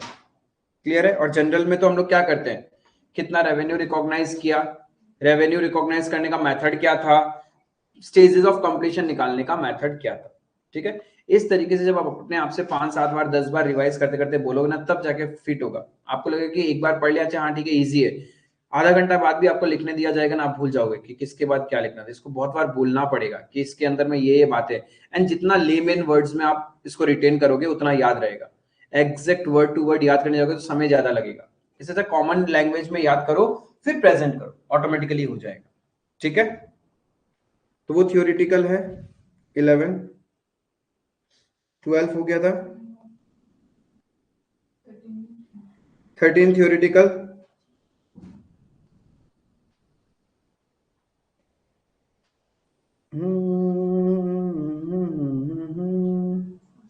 14 कर लिया था, 15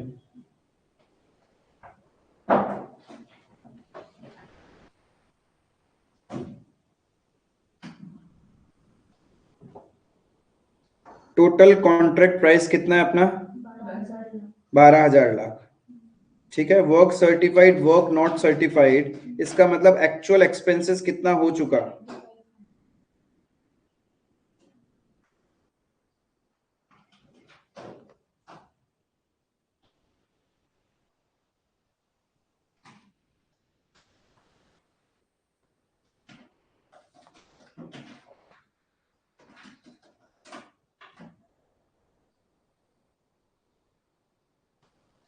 एक्चुअल एक्सपेंस इनकर्ड, इसमें दो चीज आएगा, एक work certified, work not certified. तो वर्क सर्टिफाइड है 6250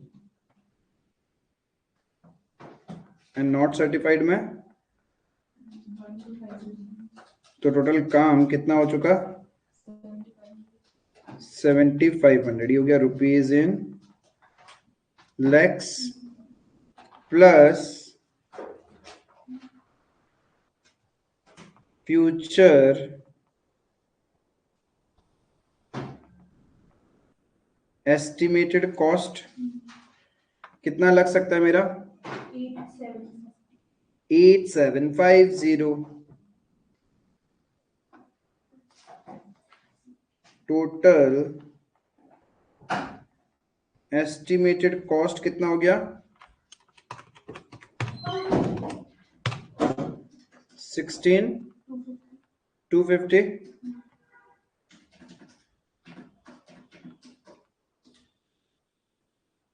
तो टोटल फोर्सिएबल लॉसेस, लॉसेस ही तो आ रहा है,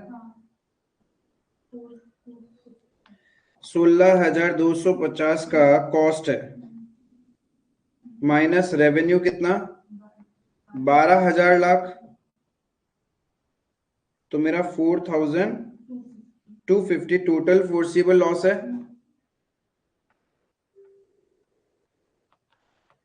परसेंटेज ऑफ कंप्लीशन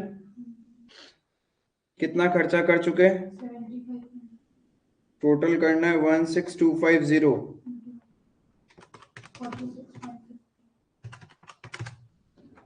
46.15%। अब क्या निकालना है?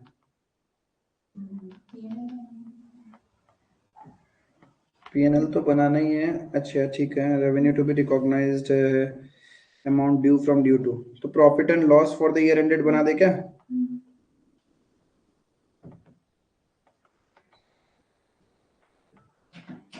Loss account for the year ended 31st March 18,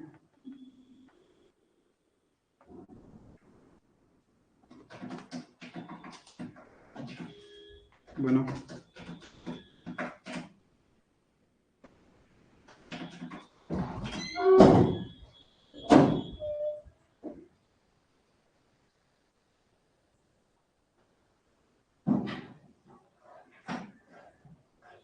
कहाँ चला गया था चोरी?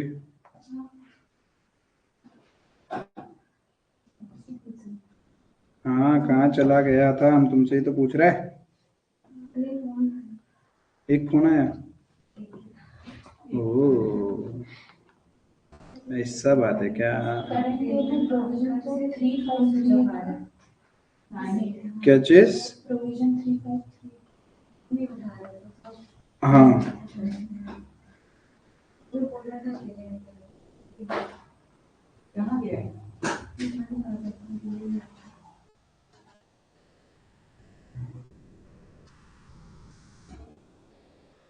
तो सेम ही है 17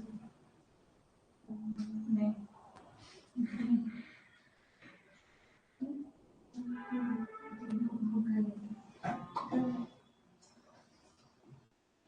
डिमांड कितना है कुछ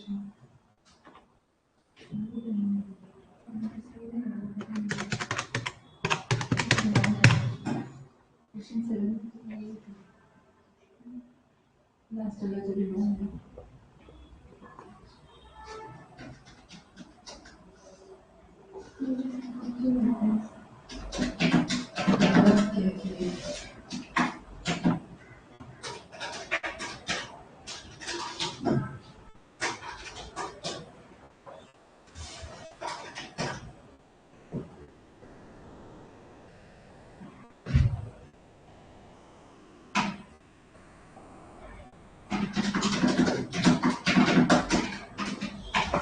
हो गया क्या? पहला वाला पार्ट तो आपसे नॉर्मली पूछा था ना कि कितना आप लॉस को कितना रिकॉग्नाइज करेंगे हम लॉस 4250 टोटल जो लॉस है वही तो आ जाएगा बाय कॉन्ट्रैक्ट रेवेन्यू आप कितना दिखाओगे 12,000 का 46.15%।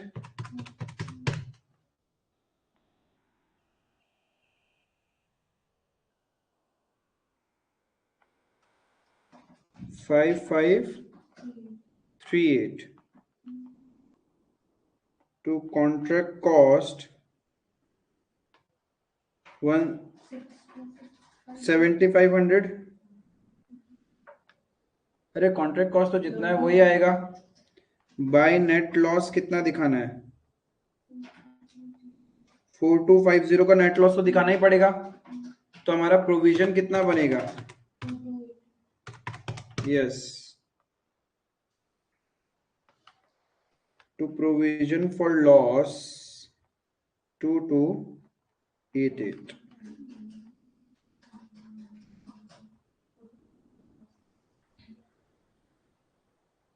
क्लियर है ये?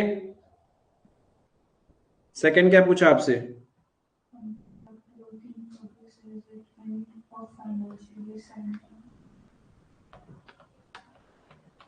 Contract work in progress as at 31st March 18 कितना दिखाएंगे कॉन्ट्रैक्ट वर्क इन प्रोग्रेस? 12,000 का जो बचा हुआ है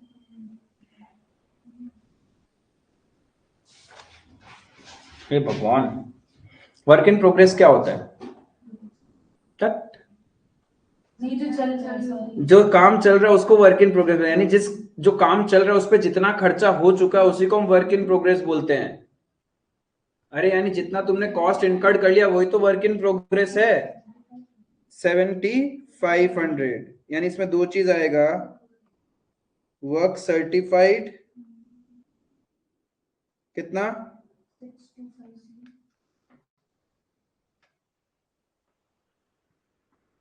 वर्क नॉट सर्टिफाइड, तो यही तो work in progress balance sheet में आएगा जितना खर्चा लग चुका है। तुम क्या करोगे? Building account debit to bank, but building बना तो नहीं ना, तो आप क्या लिखोगे? Building work in progress account debit to bank, ऊपर में लिख देना रुपीज इन लैक्स। तीसरा क्या पूछा? वो तो हम ऊपर ही बता चुके, 5,538 लाख। ठीक है, अलग से पूछा है, अलग से भी बता देते हैं। बट पीएनएल में सब कुछ आ ही जाता है। Revenue to be recognised as at 31st March 18, 12,000 का 46.15%, 5,538 लाख। क्लियर है? फिर क्या पूछा? ड्यू फ्रॉम और ड्यू टू कस्टमर ना। कॉन्ट्रैक्ट कॉस्ट कितना लग चुका हमारा? 70। कितना खर्चा लग चुका जो मुझे लेना है? कुछ करंट ईयर में हमने लॉस रिकॉग्नाइज किया है, तो माइनस रिकॉग्नाइज प्रॉफिट तो किया ही नहीं है। रिकॉग्नाइज लॉसेस कितना? क्या हमने पहले कोई प्रॉफिट रिकॉग्नाइज किया था क्या? तो पहला साल ही है, तो रिकॉग्नाइज प्रॉफिट क्या हो जाएगा? नील हो जाएगा। क्लियर है यहाँ तक? ये कितना आ रहा है? 7500 माइनस 4250 3250 माइनस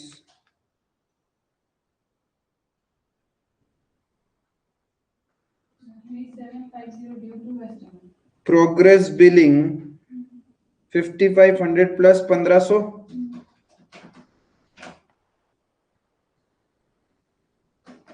बिल तो इतने का ही किया ना, कुछ मिल गया कुछ मिलना बाकी है, जो मिलना बाकी है उसी को हम क्या बोलते हैं? मिलना बाकी है। इसमें 5500 प्लस 1500 किया आपने, इसका तो इतना तो बिल बनाया, उसमें से मिल कितना गया? 5500 मिल गया, अमाउंट रिसीव्ड। तो जो नहीं मिला उसको हम क्या बोलते हैं? Retention money. जो नहीं मिला वही तो रिटेंशन है। अरे भाई बिल बना के दिया तुमने 7000 का, ठीक है, उसमें से उन्होंने पेमेंट कितना किया? तो जो नहीं पेमेंट किया वही तो क्या होता है? Retention money. तो ये क्या आ रहा है? Amount due to customer.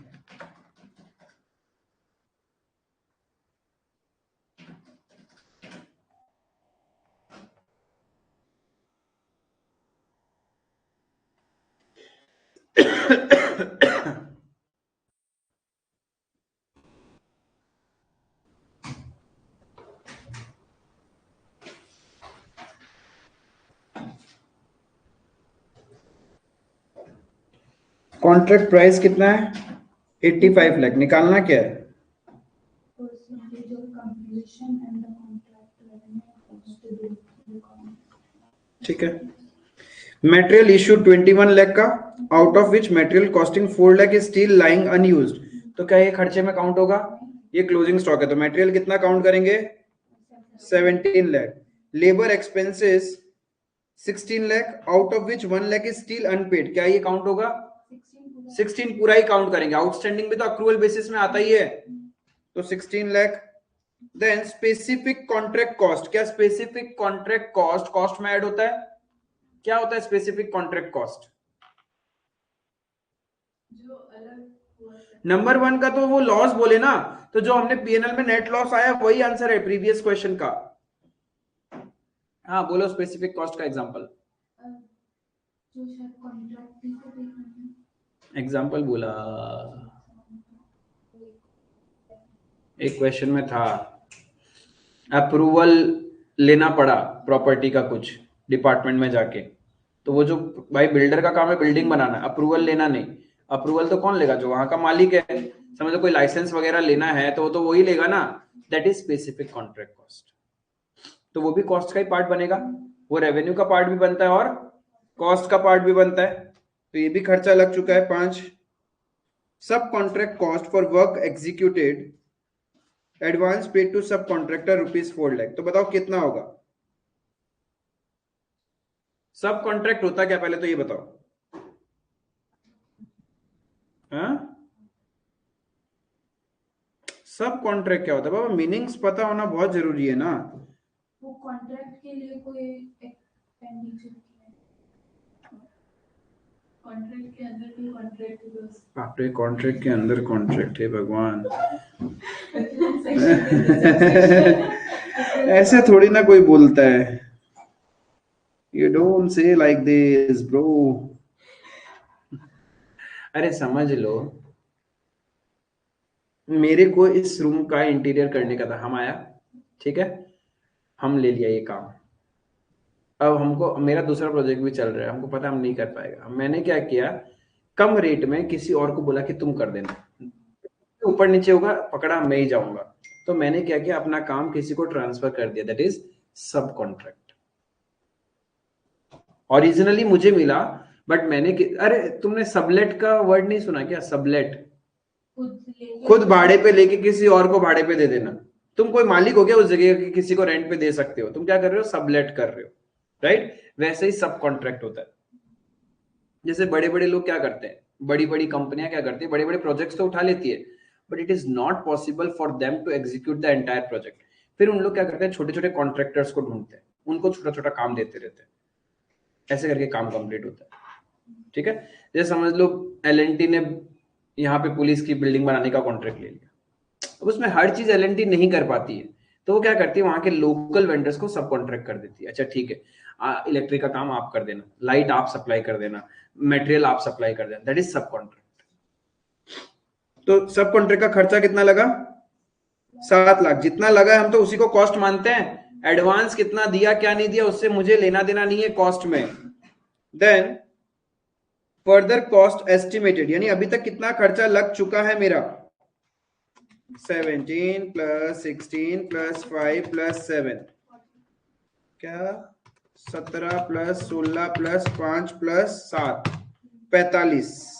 ठीक है, 45 लाख का एक्सपेंस लग चुका, और कितना लगना है, 35 और लगना है, तो टोटल कितना लगना है, टोटल एस्टिमेटेड कॉस्ट 80 हो गया, तो परसेंटेज कंप्लीशन कितना हो गया, इससे इजी क्या होगा, 5 मार्क का क्वेश्चन एग्जाम में है। जब आप एग्जाम में प्रेजेंट करते हो ना एक्चुअल एक्सपेंसेस इनकर्ड, तो सबका नाम लिख के बताना पड़ेगा, मटेरियल इतना, लेबर इतना, स्पेसिफिक, सब कॉन्ट्रैक्ट, सब कुछ। फिर उसमें तुम क्या करते हो, टोटल एस्टिमेशन कॉस्ट निकालने के लिए, हाँ ये तो इजी है, इतना क्वेश्चन से तो यही करते आ रहे हैं। 35 तो फ्यूचर में खर्चा होगा, हुआ थोड़ी ना है, हम तो करेंट ईयर में करेंट ईयर का परसेंटेज कंप्लीशन देखेंगे ना। क्लियर है, बुझी पैसा, तो 18 तो कर लोगे। फिर से बोल रहा हूं, हमने एक प्रेजेंटेशन किया था जहां पे क्या किया था,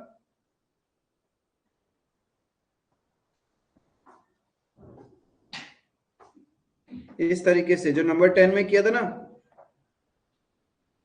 सारा खर्चा को आपको बताना पड़ेगा कॉस्ट इनकर्ड में ऐड कर करके। यदि डायरेक्ट टोटल करके मार दोगे तो फिर मार्क्स कट जाएगा, आंसर करेक्ट होगा, बट 5 मार्क के लिए भाई कुछ तो लेंथ होना पड़ेगा ना उसका सॉल्यूशन का। आप तो एक लाइन में लिख के आ जाओगे 45 डिवाइडेड बाय 80 इनटू 100% कंप्लीशन, तुम्हें क्या लगता है वो 5 मार्क देंगे? नहीं देंगे, आपको हर एक कॉस्ट को सेपरेटली दिखाना पड़ेगा। क्लियर है? हाँ, कॉन्ट्रैक्ट रेवेन्यू कितना हो जाएगा, परसेंटेज कंप्लीशन आया 56.25%, तो टोटल कॉन्ट्रैक्ट प्राइस का 56.25% will be your contract revenue. हाँ दीक्षित, 47,81,000 समथिंग। हाँ हाँ, कॉस्ट जितना हमने खर्चा किया वो रिकॉग्नाइज कर देंगे, तो cost recognise will be 45 lakh, correct.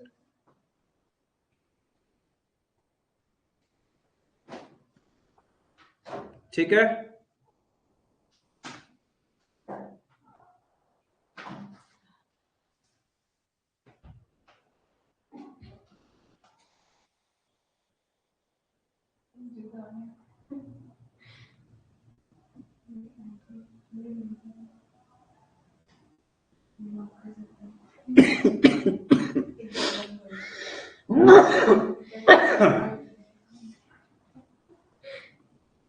Number 19,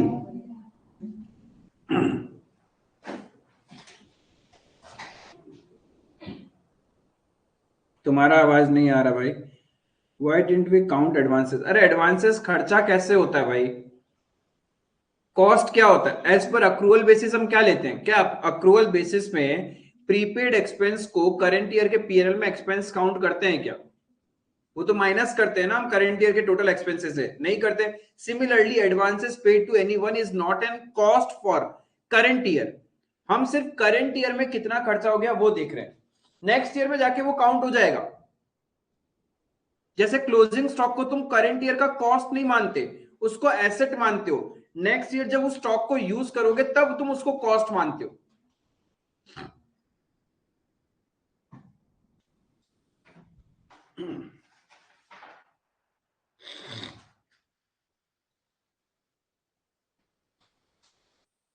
Uday Construction undertook to construct a bridge for the government of UP. The construction commenced during the financial year ending 31st March and is likely to be completed by the next year. The contract is for a fixed price of 12 crore with an escalation clause. You are given the following information. Up to 31 March 19 हमने 4 करोड़ का खर्चा कर दिया. Further खर्चा करेंगे to complete the contract 6 crore. Escalation in cost was by 5%. 5% वो भी बढ़ाना पड़ेगा. Hence the contract price is also increased by 5%. तो मेरा कॉन्ट्रैक्ट प्राइस क्या हो जाएगा? 12.6.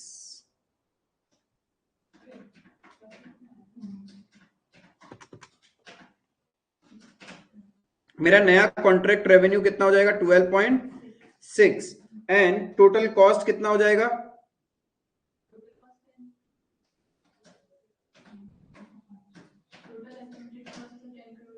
नहीं नहीं, यहीं तो फंस गए बिटवा.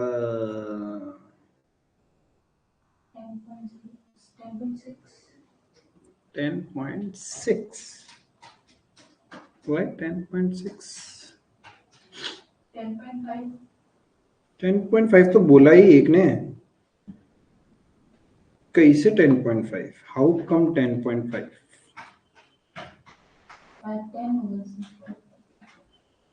जो खर्चा लग चुका उसमें भी तो आपने क्या क्या किया. देखो एस्केलेशन कितना माना?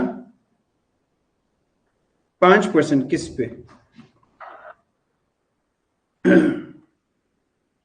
बोलो ना बाबा. सुनो, 4 करोड़. नंबर 19 था ना. आपका कॉस्ट कितना लगा चुके आप? 4. सब्जेक्ट टू एस्केलेशन था. ठीक है, ये ध्यान रखना. तो मुझे पहले परसेंटेज ऑफ कैलकुलेशन निकालना है. कॉस्ट इनकर्ड कितना है? 4 crore plus estimated cost. Estimated future cost लिखते ना. हाँ, किसी का प्रॉफिट आया क्या? कोई तो व्हाट्सएप किया ही नहीं. टेस्ट भी है क्या तुम लोग का? सर 8 सेट बोलते हैं प्रिंट करने के लिए. तुम लोग है ही 3 जन. वो भी जा रहा है क्या? सर को बोल दो टेस्ट दिया ही नहीं. हाँ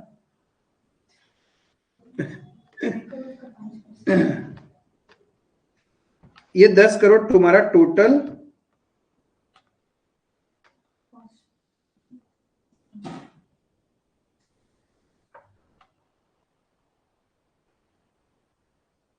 टोटल कॉन्ट्रैक्ट प्राइस कितना? 12.6. प्लस 5%. 12.0 करोड़.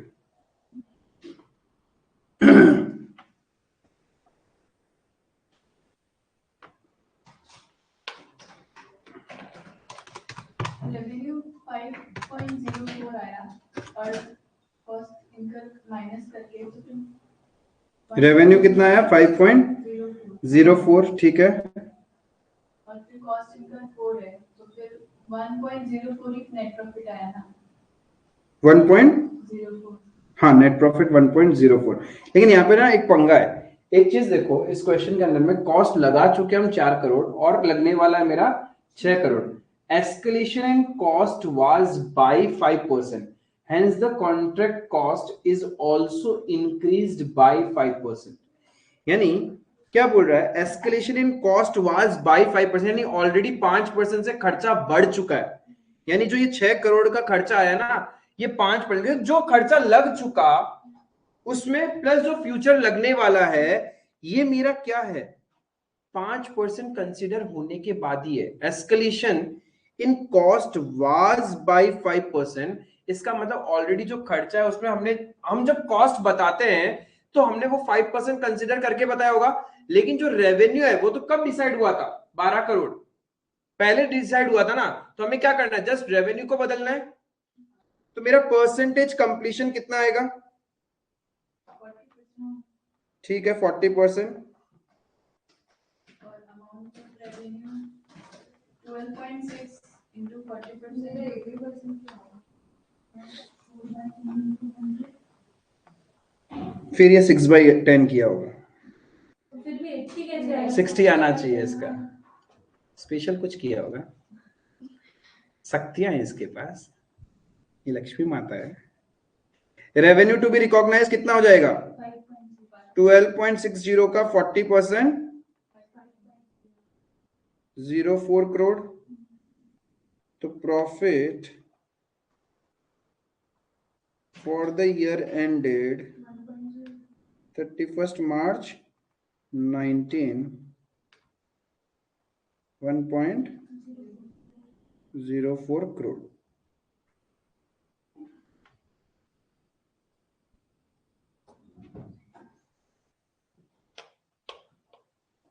समझ में आया? 20 तो बहुत इजी है। Flyovers, the company just entered into a contract with a local municipal corporation for building a flyover. No activity has started on this contract. As per the terms of the contract, Sky Limited will receive an additional rupees 50 lakh if the contract of the flyover were to be finished within a period of 2 years from the commencement of the contract. The accountant of the entity wants to recognize this revenue since in the past the company has been able to meet similar target very easily. Give your opinion on this treatment. कैसे estimation हो रहा है भाई revenue? हम जो future revenue होता है कब रिकॉग्नाइज करते ही नहीं है ना। नोट्स लिखा था आपने,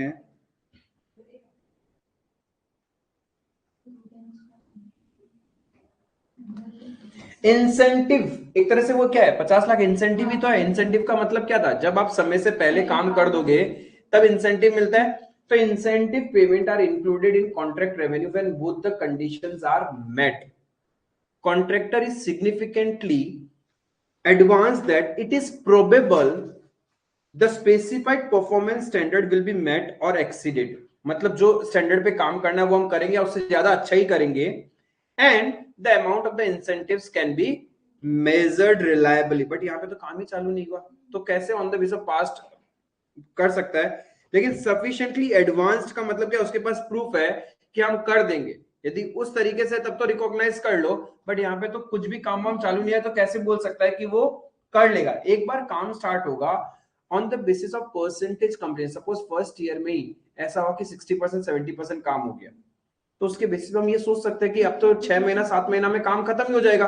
इफ एक साल में 60-70% काम हो गया, तो सेकंड ईयर में तो कितना 30% ही तो काम करना है आपको, तो वो तो इजीली हो सकता है, नहीं 2 साल में काम कंप्लीट हो जाएगा. बट यहाँ पे जो सिनेरियो दिया है कि हमारे प्रीवियस प्रोजेक्ट के हिसाब से हमें लगता है कि हम तो ये काम कर ही देंगे पहले, ये तो सही नहीं है ना, राइट? तो आपको ये दो कंडीशन लिखे हैं, वहां पे जजमेंटल ओपिनियन देके आना. तो यहाँ पे रेफरेंस लिख लो, कंपाइलर क्वेश्चन 20.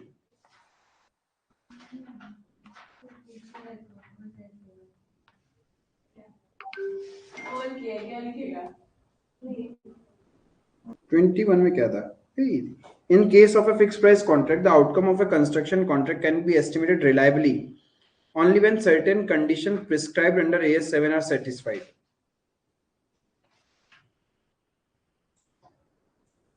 कौन सा कंडीशन? ये वाला. The outcome of a fixed price contract can be estimated reliably when all the following conditions are satisfied.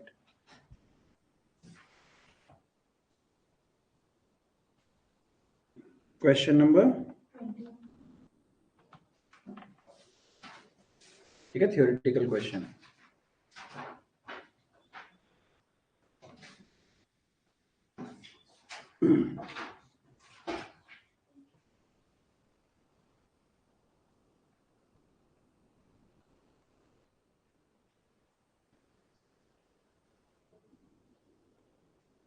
Same he question है.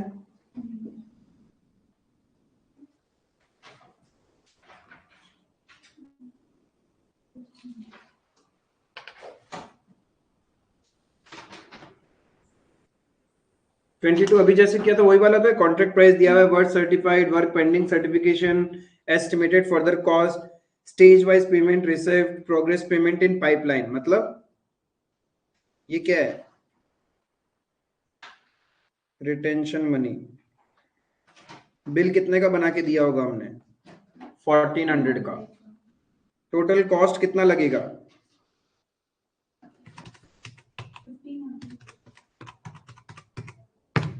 3250। क्या बोल रहे हो? टोटल एस्टिमेटेड कॉस्ट तो 3250 लगेगा। Total contract revenue 2400। तो करंट ईयर का पीएनएल में कितना लॉस रिकॉग्नाइज करेंगे?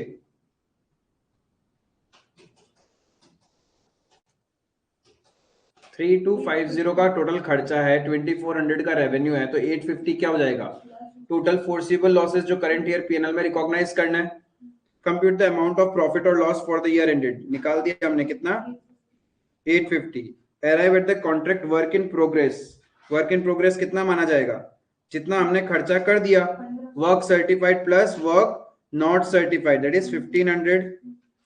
Determine the amount of revenue to be recognised, तो पहले परसेंटेज कंप्लीशन निकालना पड़ेगा।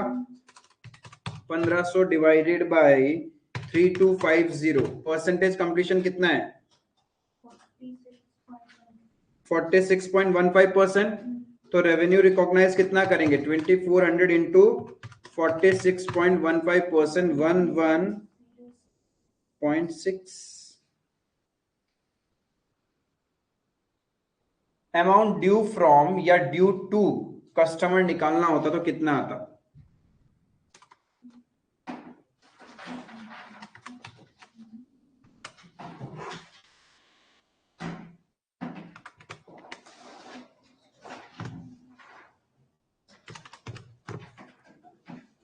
अमाउंट ड्यू फ्रॉम या ड्यू टू कस्टमर इस क्वेश्चन में निकालना होता 22 में, तो कितना होता?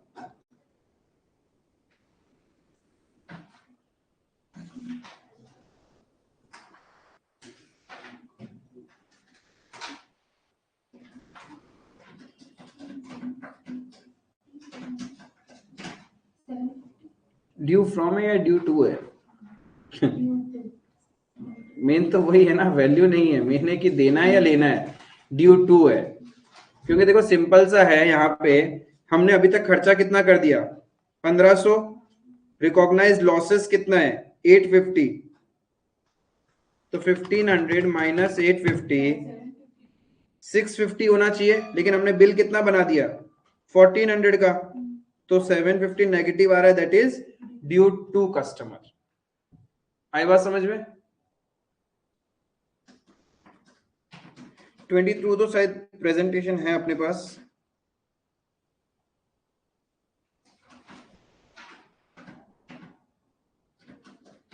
ट्वेंटी टू का है।